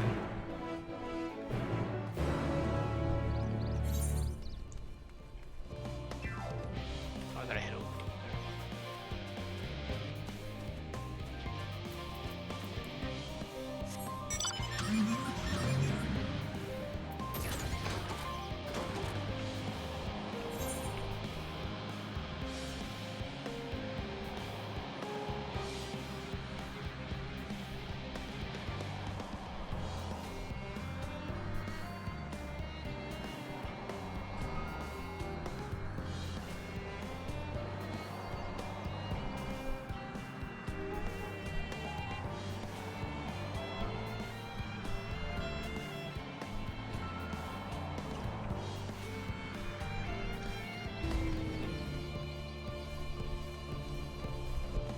There she is.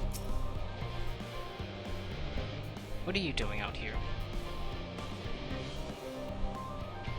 No, I don't mind if you help me with the boxes, but it's far from the most exciting of tasks, are you sure? Well, I appreciate the assistance. We need to get these to Aparai. Time is short, of course, but they're full of organic specimens and samples, so try not to be too rough with them. Alfina should be waiting for us when we arrive. I'll see you there.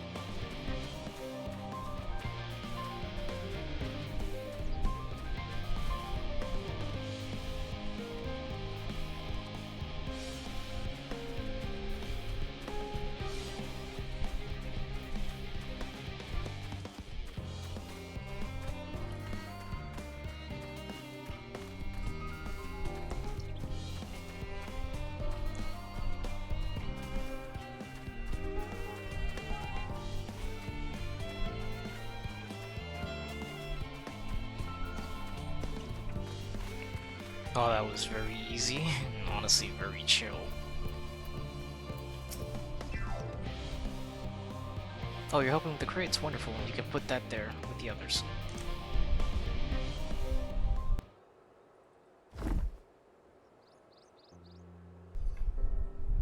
You have my gratitude, but how did you come to be involved in this?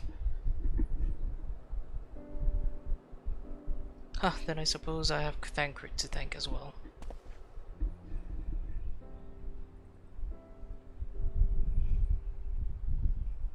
If you're wondering why we were tasked with bringing these boxes to Aparai, it turns out that this is a base of operations of sorts. Those with final say as to what is included in the ship's manifest can be found here. Father included, I suspect.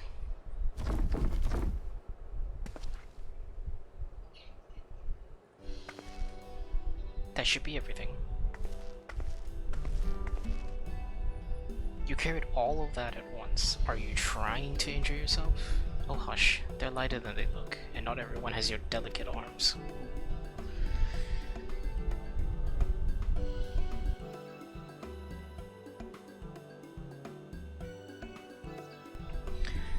Why don't you come along? You should get credit for your assistance at least, considering where we are.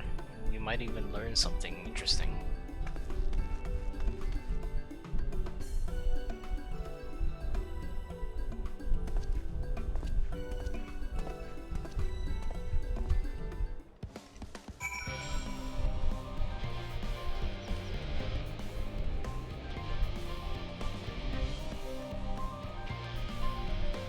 Alright, final Aetheroid.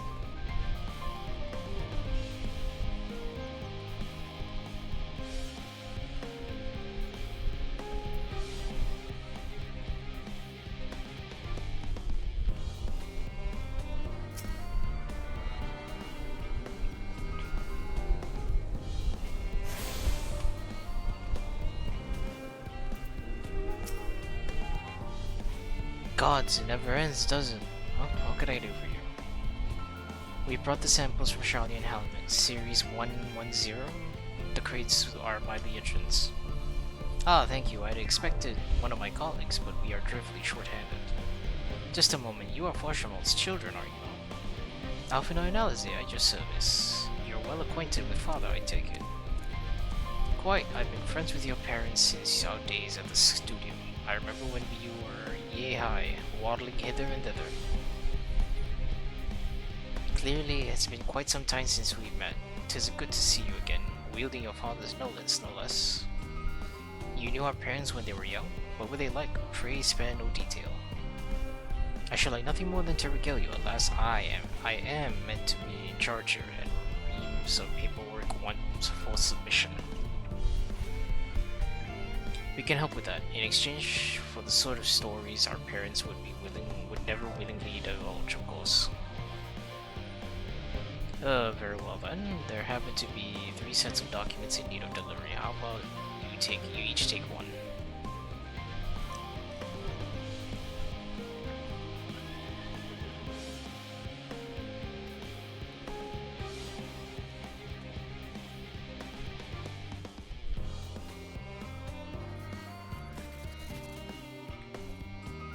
You will find a foreign representative waiting to collect these near the southernmost structure. I hope I haven't met her waiting. I kept her waiting too long. Never mind Alpha Node and Alizé, I'm certain they will be back soon enough.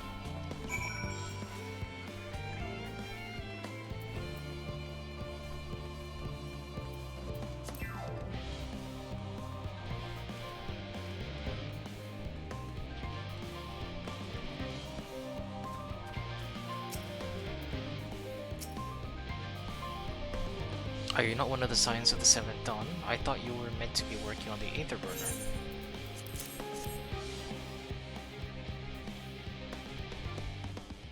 Theopoldin's paperwork. I was beginning to worry he had misplaced his quill. I appreciate your help in seeing these documents to my hand at last. As for your other task, pray keep this between us, but I sincerely hope you Scions succeed. The Exodus is, without a doubt, the most monumental undertaking in the history of the Fort. So we must be circumspect in all respects. Risk is a privilege we cannot afford ourselves. At its heart, however, Charlian has ever been a nation of the curious. 'Twould be a tragedy indeed if we were the ones to stymie your pursuit of truth.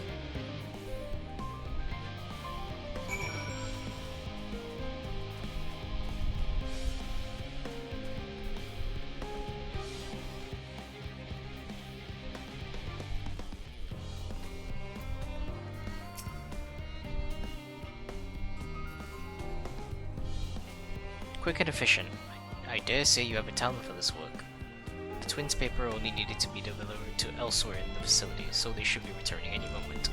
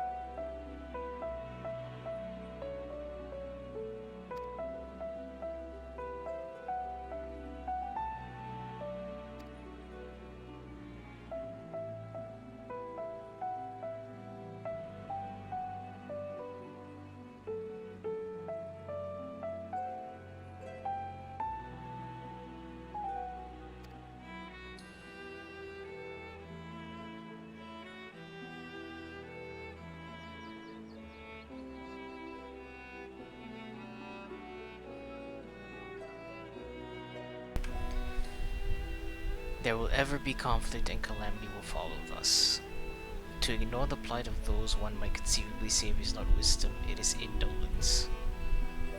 You remember his words well indeed. Archon Louisoix lived by that personal creed and used every means at his disposal to bring succor to those in need. Charlian Ono.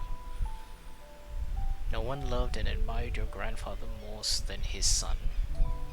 Yet Fortunate could not reconcile Louisoix's deeds with the philosophy of their forebears and his peers, a philosophy in which he believed so fervently, yet made.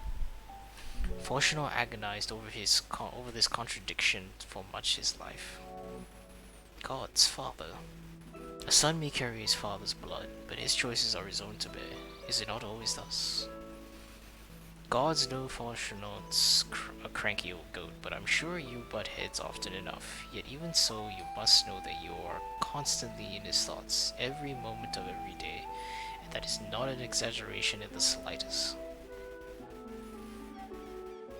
You should have seen him when you were born. Barely recognizable he was, with a kind of dumbfounded grin I'd not seen his since his first took a fancy to your mother. He was practically skipping when he told me. Take my word for it, he loves you to an embarrassing amount.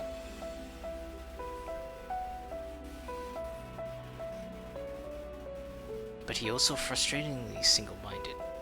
Once he's decided that a given action is for the best, he will stay the course no matter what. A profoundly annoying habit when you're on the other end of it, as I'm sure you will agree.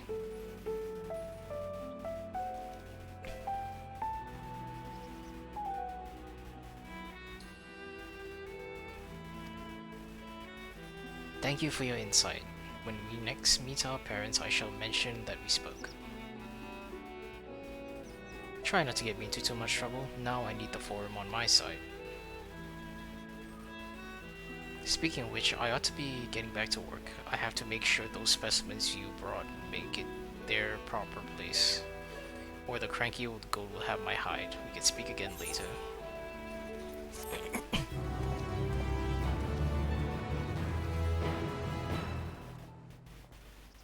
Hail, you three. Hey, Graha. Graha, surely Koko hasn't driven you out of the forge already. For better or for worse knows. However, he has set me a task that requires more than a single pair of hands, and here you are. I could use at least one of you, but I won't object to more. Unfortunately, Alizia and I have prior commitments, and we have delayed too long as it is. What about you, Mira? Can you spare the time? Perfect. This shouldn't take long.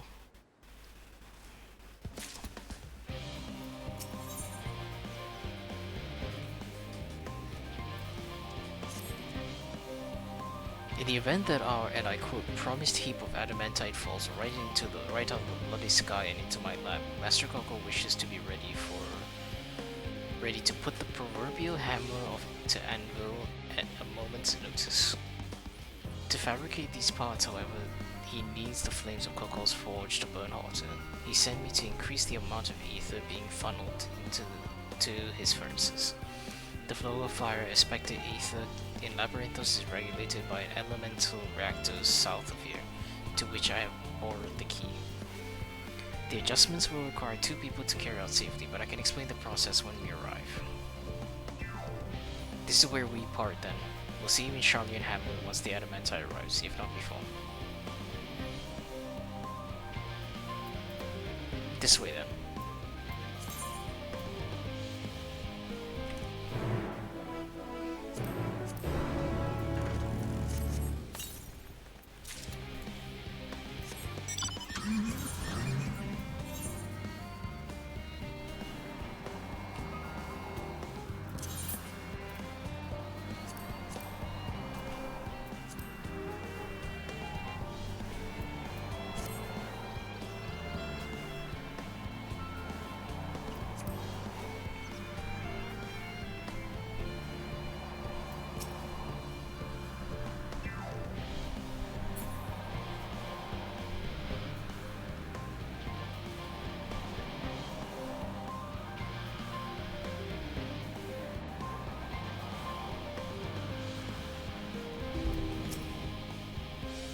The reactor is housed within this facility. I'll be the one to go inside and adjust the fire ether output. When I do, a rather large amount of water aspected ether will issue from the vent at the top. I expect this to attract at least a few elementals, which we both rather not be drawn to the ether, to the reactor itself, trust me. Can I ask you to put down any that draw too near? They'll pose you little trouble, I'm sure. Wait here, if you would.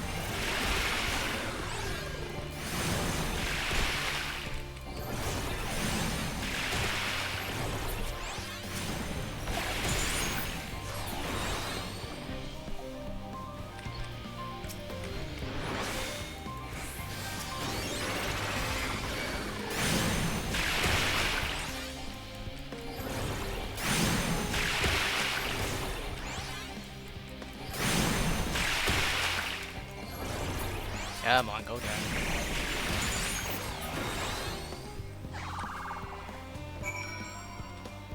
Alright.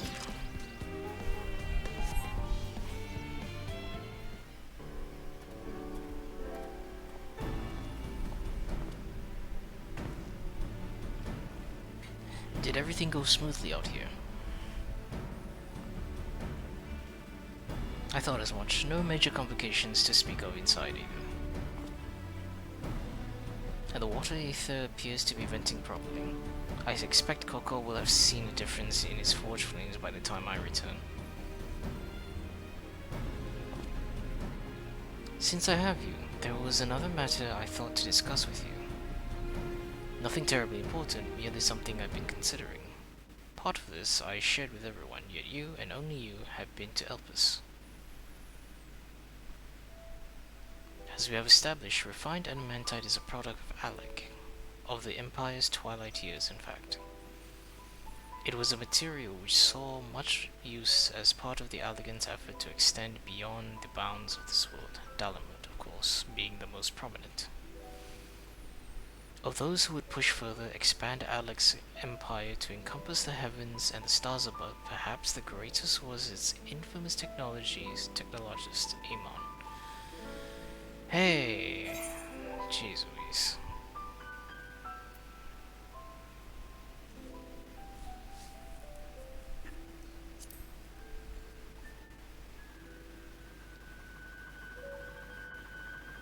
I believe he had his own reasons. There is no evidence to suggest he retained memories of his former life.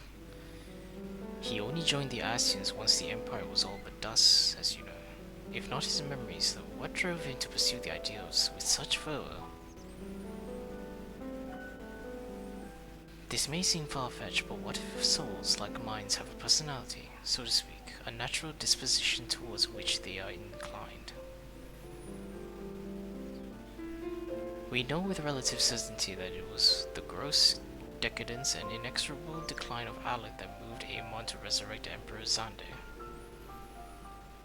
The Empire's people spoke lightly of death and destruction, experimenting on those they deemed beneath them or beneath them to fill in facilitating Xande's return, Amon provided those languid souls with the means to free themselves from the mire. Or would have, had not Xande been convinced by his own death that life itself was meaningless. Amon's desire for his countrymen to conquer the heavens could only be a means to an end. Same end, to instill the people with... Like Hermes before him, Amon was appalled by how those around him lived, but could never bring himself to believe that those lives were devoid of meaning. And both of them sought that meaning, that hope, in the distant stars. Such is my theory, anyway. Ultimately, it is the consequences of those actions which matter. Their motives are of no moment. To reach those stars in wings of adamantite, to travel the ends of the creations and beyond, the promise of hope everlasting. But enough musing for now. Why don't we see how Kokol is getting on? Hopefully the adamantite has arrived.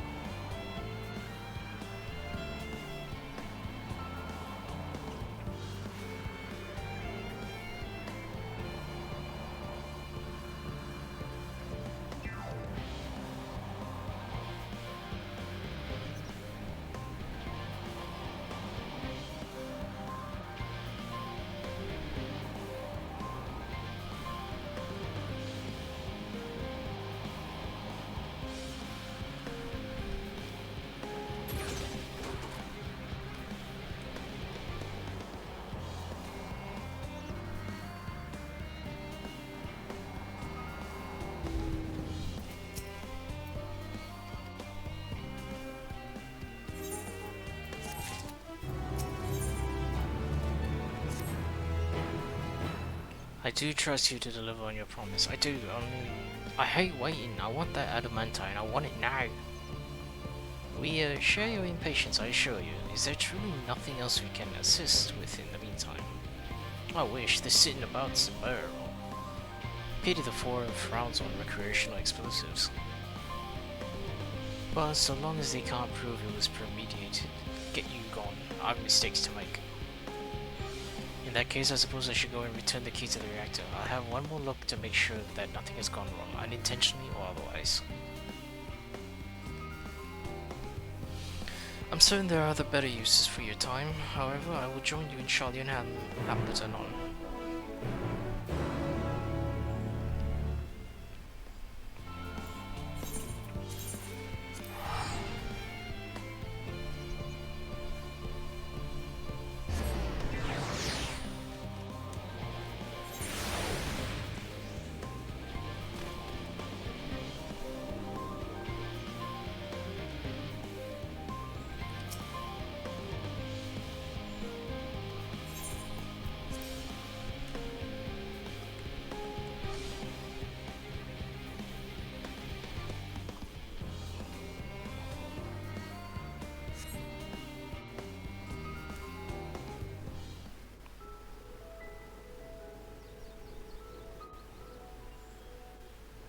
All set, I take it?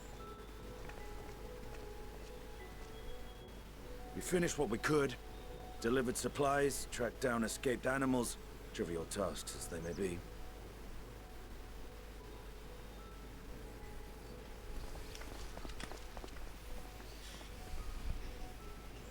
That's enough, don't you think?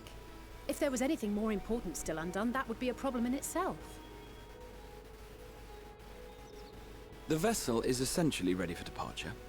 All that remains is to load the final batch of supplies and see everyone on board.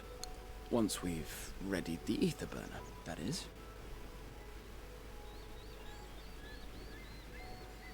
Ah, had a feeling we might find you all here. Our consultations with the Loperites, too, have run their course. Pleased I am to say that our researchers' concerns have, for the most part, been allayed, though some insist on making adjustments to the very end. For their part, Livingway and her peers have graciously offered to stay and keep the people company, lest any lingering queries go unanswered. All that remains is to wait for the refined adamantite. Should be arriving eventually. Alphino, are you there? It's me, Cryo.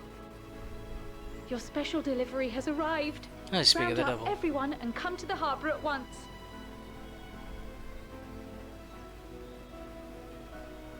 Speak of the devil. Let us go at once.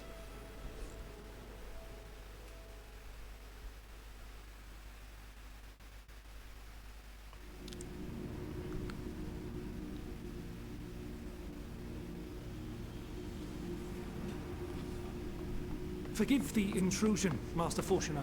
I bring urgent news.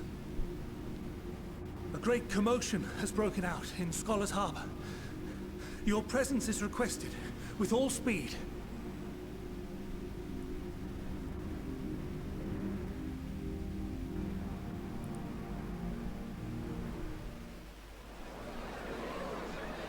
Now, where might this delivery be?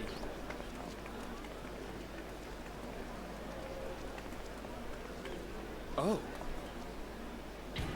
Holy shit.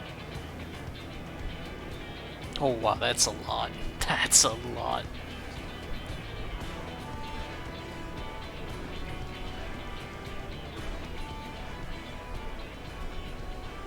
I'm sure it's very important, but we cannot accept these without the proper permits. By the 12! Surely, these can't all be.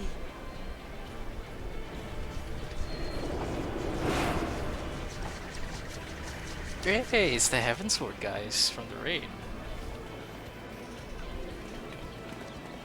Bleeding hellfire! They're bringing them by sea and by air. All these folks in these crates.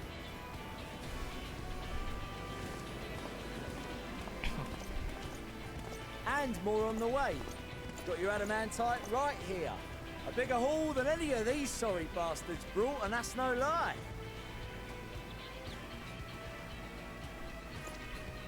Yes, because you were charged with seeing the shipments from Gridania and Uldar here, along with your own. Give credit where credit is due. Sounds like the sorry whinging of a sore loser. An hypocrite to boot. Ain't no way a scrawny whelp like you took a dozen steps inside a Dalamud shard. I'll have you know I went all the way to the entrance. Furthermore, 'twas my contacts that enabled us to enlist the cooperation of the Sky Pirates. Left you outside so you wouldn't get anyone killed, did they? Well then, credit where credit's due, you did a right fine job sitting on your ass. Take that back. Make me. I will not stoop to your level.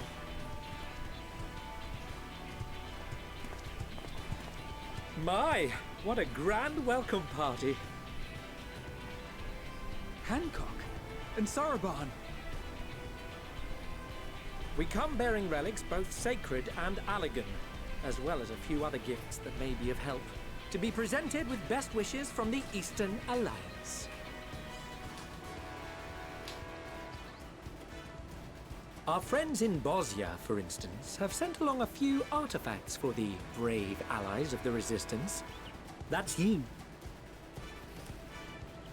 I myself have come with a sacred relic of Rayson Temple.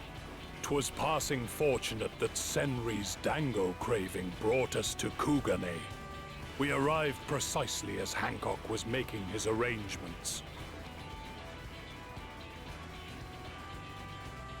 Upon learning of your need, we made haste back to Hell's Lid, with our dango, never fear, and consulted with the other auspices. Yes, the dango is all most consented important. to the lending of Tenzin's legendary Phoenix Blade for this noble cause. Suzaku and Seiryu were nevertheless worried that it might be lost in transit, however, and insisted upon accompanying me to Onokoro, where I had intended to entrust it to our Confederate allies. I thought instead to give it over to Hancock when we chanced to cross paths yet again.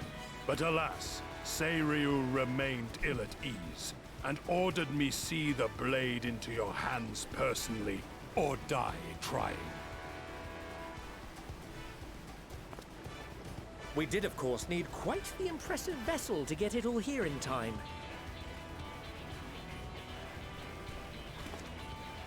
Fortunately, our majestic associates have been more than helpful. 'Tis an honor to join the Warrior of Light on another adventure, they tell me. It's a good thing I did so much of the optional content. That is all wonderful to hear, but what of the extraordinary cost? I shudder to think of the ransom we must pay for such a bounty. Fret not for your coin purse, young Alphino. Lord Lolorito looks ever towards the profits of the future, and thus the East Aldenar Trading Company went to some lengths to reduce the financial liability. And since the Scions funded the entire venture, not a gill need be rendered up in compensation. Everything is already yours. We funded the venture? When? Don't let the name fool you. This coin keeper knows a thing or two about spending.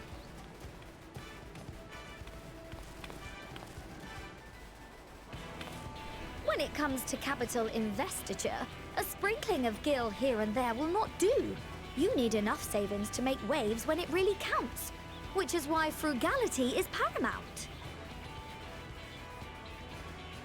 We also have the benefit of a generous patron. Generous being rather an understatement. She has supported us from the shadows since the very founding of the Scions. Ere we even had coffers to fill. Mother! Amelians. I remain, of course, an entirely neutral party. I simply thought our family's coffers were needlessly full. Oh, damn. We can hardly take them with us on your teeny tiny toy boat, now can we? And would be a shame to leave all that hard-earned wealth unspent.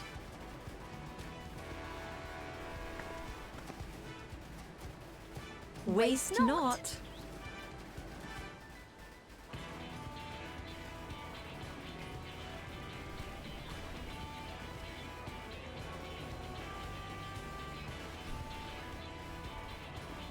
However did you manage so much in so short a time, then?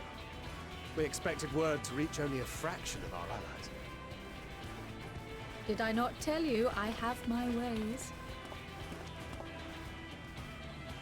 Hey, it's him again. Erenville, you were involved too. I received a letter from Cryo after we parted ways in Labyrinthos. She explained what the Scions were trying to accomplish, and why you might soon require the services of the Gleaners, spread across the world as we are. I pray you do not interpret this as a betrayal of Charlie. I accept that the Forum's aim in pushing us to our limits was to preserve what knowledge we have, and I bear you no ill will for it. Yet, in collecting that knowledge, what I came to appreciate most about our star is that there remains so much we do not know. That is why I chose to help the Scions, to combat the obliteration of those countless, undiscovered wonders. I held no illusions that they would be less demanding taskmasters. Though, rest assured, if I had, I would have been sorely disappointed.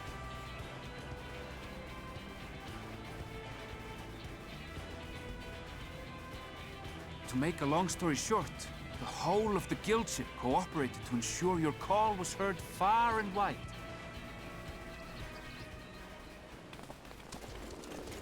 Oh, wow. Everyone is here. What's this about a ship that can fly to the moon? And why didn't you mention it sooner? The one time you don't beg my aid, your problem's a bloody ship that can fly to the moon. Why was it Sid called? Sid! You brought the team. And Nero.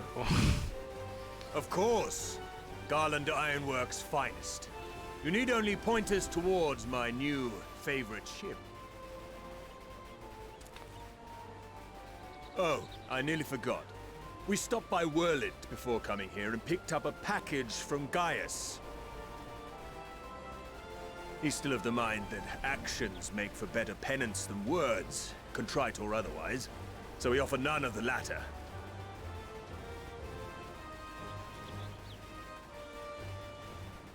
What he sent is an Allagan relic Valens used in his weapons experiments. Has a fair bit of refined adamantite in it, too.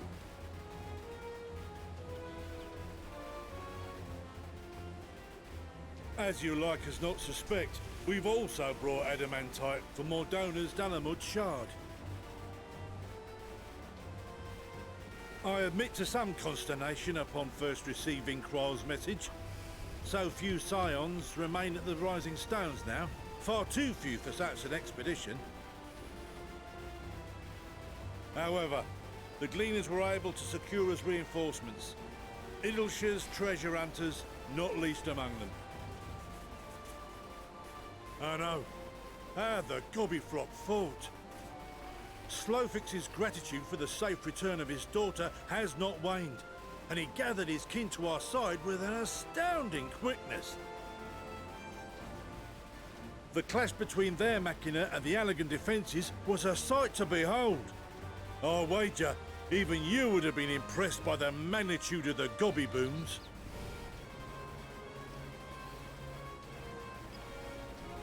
Fascinating as all this is, I fail to see how it explains your presence here. Does Razat not have more pressing concerns?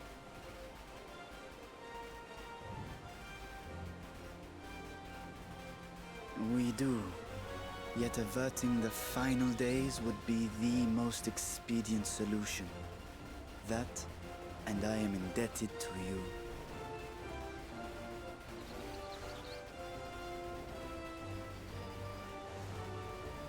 Though they chose to take their leave of Thavnair, those you saved in Galimund remain my people. My gratitude is beyond words. 'Tis appropriate that I aid you in kind. If in the doing we bring salvation to others of this star, so much the better. You will recall that I spoke of my father, Midgard Summer, and his journey across the great expanse. As he traveled betwixt the stars, his resplendent scales drank of the ether in those nigh empty surrounds, and imparted to him the strength to persevere. Thinking they might further your cause, I called out to my kin for consent. Oh, was that you in Indulshire? Ashdaya's answer was silence, as ever. Tiamat and Hrisvelgre, however, responded favorably to the suggestion. My sire, too, stirred from his slumber long enough to speak and say, "Very well." Thus have I brought you his own worm scales. Fit them to your purpose, and seek a worthier fate for us all.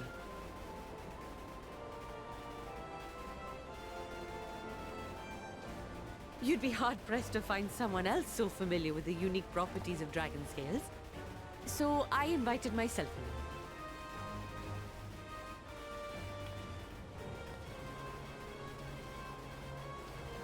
Bugger me, this is so unbelievable. I've gone right back round to believing it again. Forget a 6% gain in efficiency. With all these goodies, we could get 7, no, 10, no, 14 bleeding percent. Think of how far we could go! What we could do with that much power! What we could blow up! We're not trying to kill people, Kokol. If Kokol is duly convinced, then it must be true. In which case, the Scion's end of the bargain has been fulfilled. Would you not agree?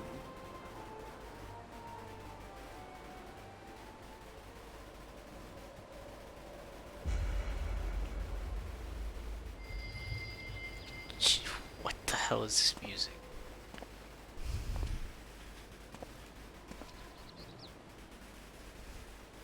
Yes, Father?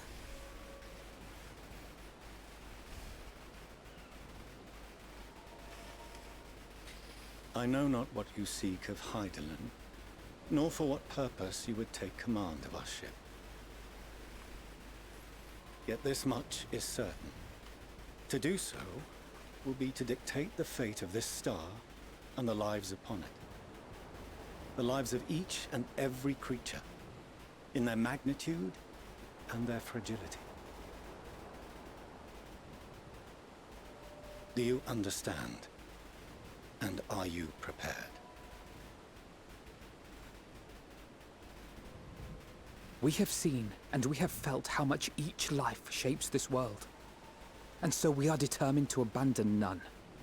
We understand what is at stake, and we are prepared to bear this burden.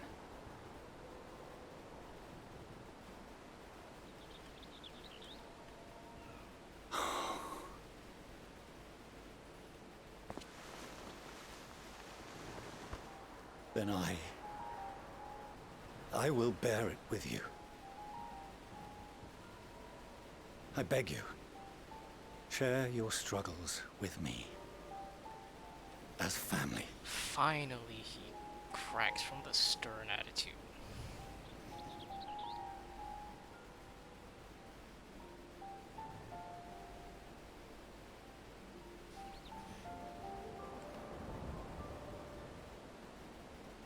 Took him long You enough. grasped my fingers with such tiny hands the day you were born. I thought my heart might burst.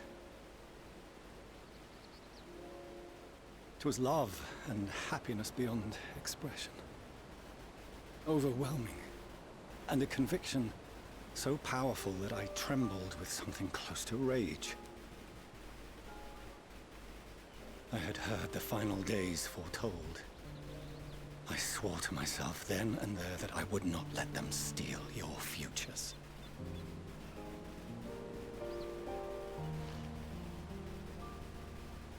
The great exodus would succeed. Must succeed. No sacrifice or sin was worse than the alternative. If anything gave me pause, 'twas mine own father. The Archon Louisois openly decried Charlian's policies, a perspective which I regarded with increasing disdain as I grew older. Yet even as part of me thought him a fool, perhaps I also hoped that he, of all people, would devise a brilliant means to save my children. A naive hope, but stubborn enough that I could never bring myself to keep you apart.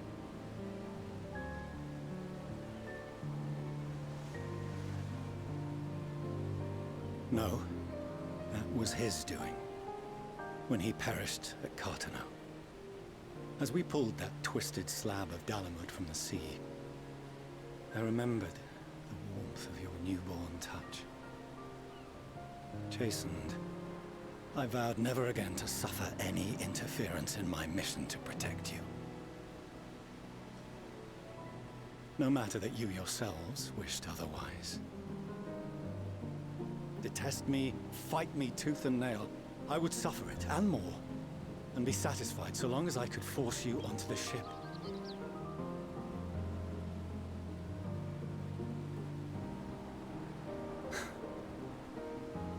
I was wrong. You two have grown so much stronger and so much wiser than I dared dream. You have earned the right to walk your own path, and already begun to do so. Good. Because there are things we care about, and people we love, and none of them is replaceable. Not a one.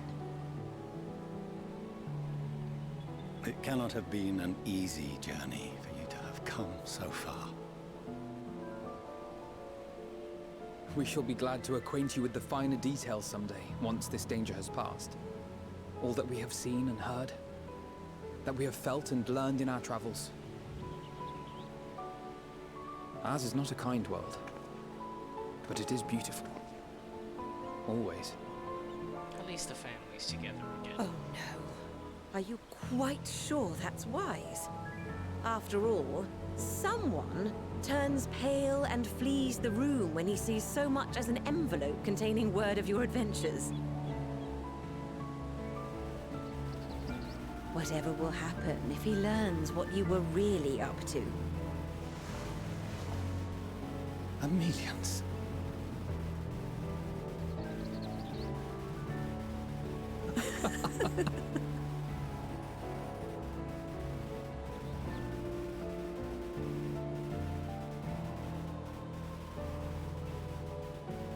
Though I have wronged my children most gravely, I owe you an apology as well.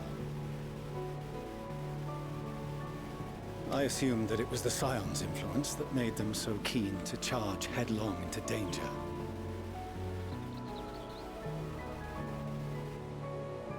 Yours, in particular. I see now that said influence instead brought them together with the many fine people gathered here today. In which case, I hope you continue to guide them.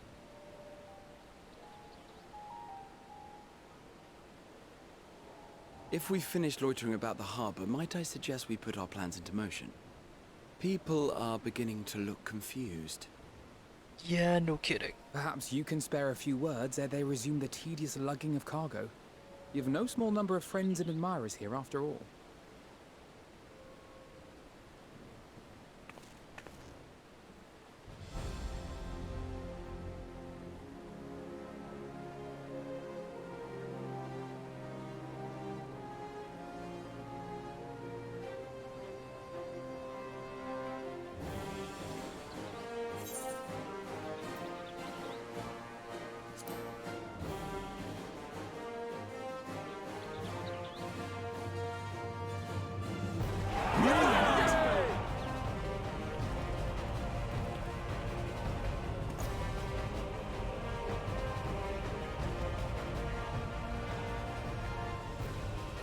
Your assistance is appreciated. Now, in an orderly fashion, if you please.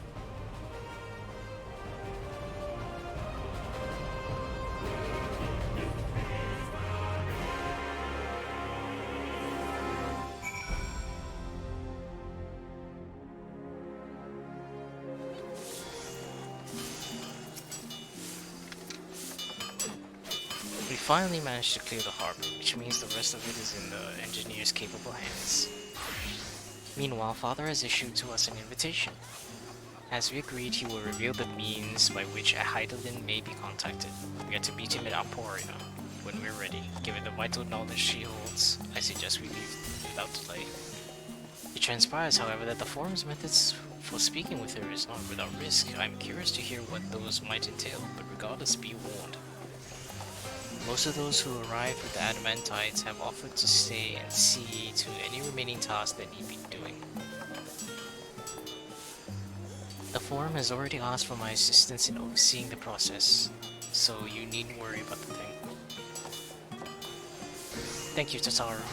We're off to Aparai, then.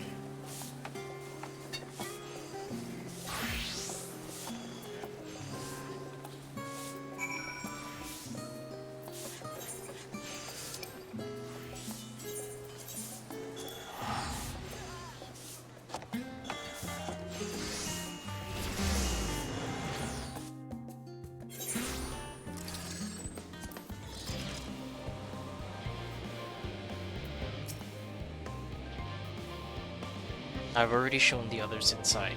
You will want to speak to Clara Lane. She has the key to the lift and can send you down after me.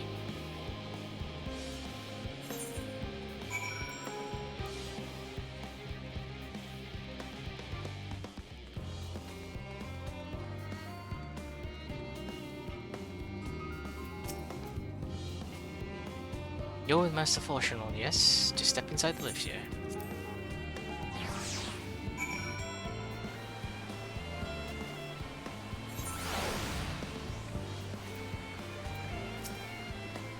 From here we proceed to the heart of Labyrinthos, and its most closely guarded secret, Thalmazine.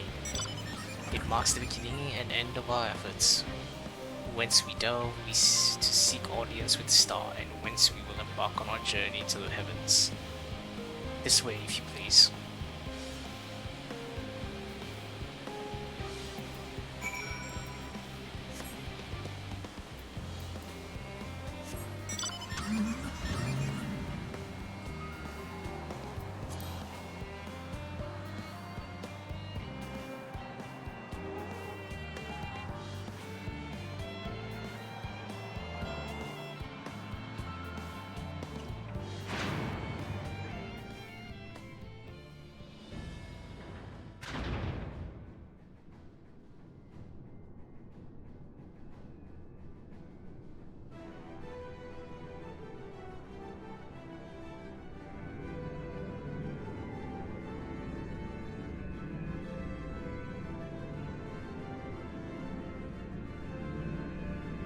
Oh wait, it is a triangle.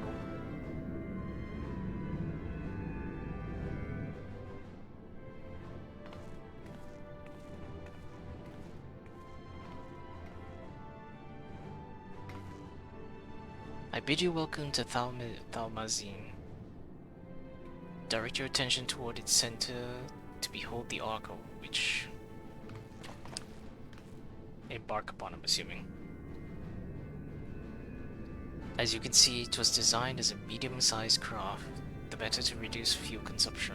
Miniaturizing magics have been applied to its interior to ensure that the thrust-to-weight ratio does not place too great a limitation on its freight capacity.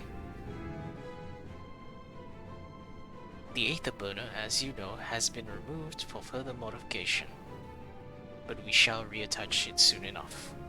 I received word from Dekakol, and several of your allies are working on it as we speak. They are sure to see it done. It was by their expertise that many a prior disaster was averted. If anything, I fear they will not afford us much time for speaking with Heidelin ere they finish. Point taken. Let us move on. I must warn you again, however, that even with the benefit of our device, to treat with her is not a simple feat. Well, let's hope she's more susceptible talking with the device to the Warrior of Light. I've done what I can to impress upon you the gravity of what lies ahead. Are you prepared?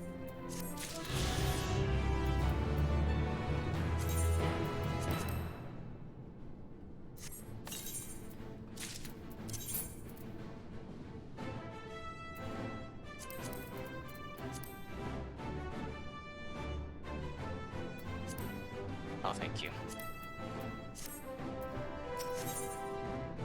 Oh, so I'm not leveled enough.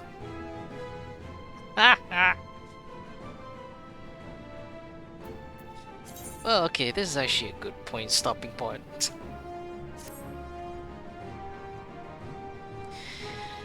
It's already pretty late on my side, and we've been streaming for quite a long time, so when I get back tomorrow, I will be level 89, so that we could continue the story.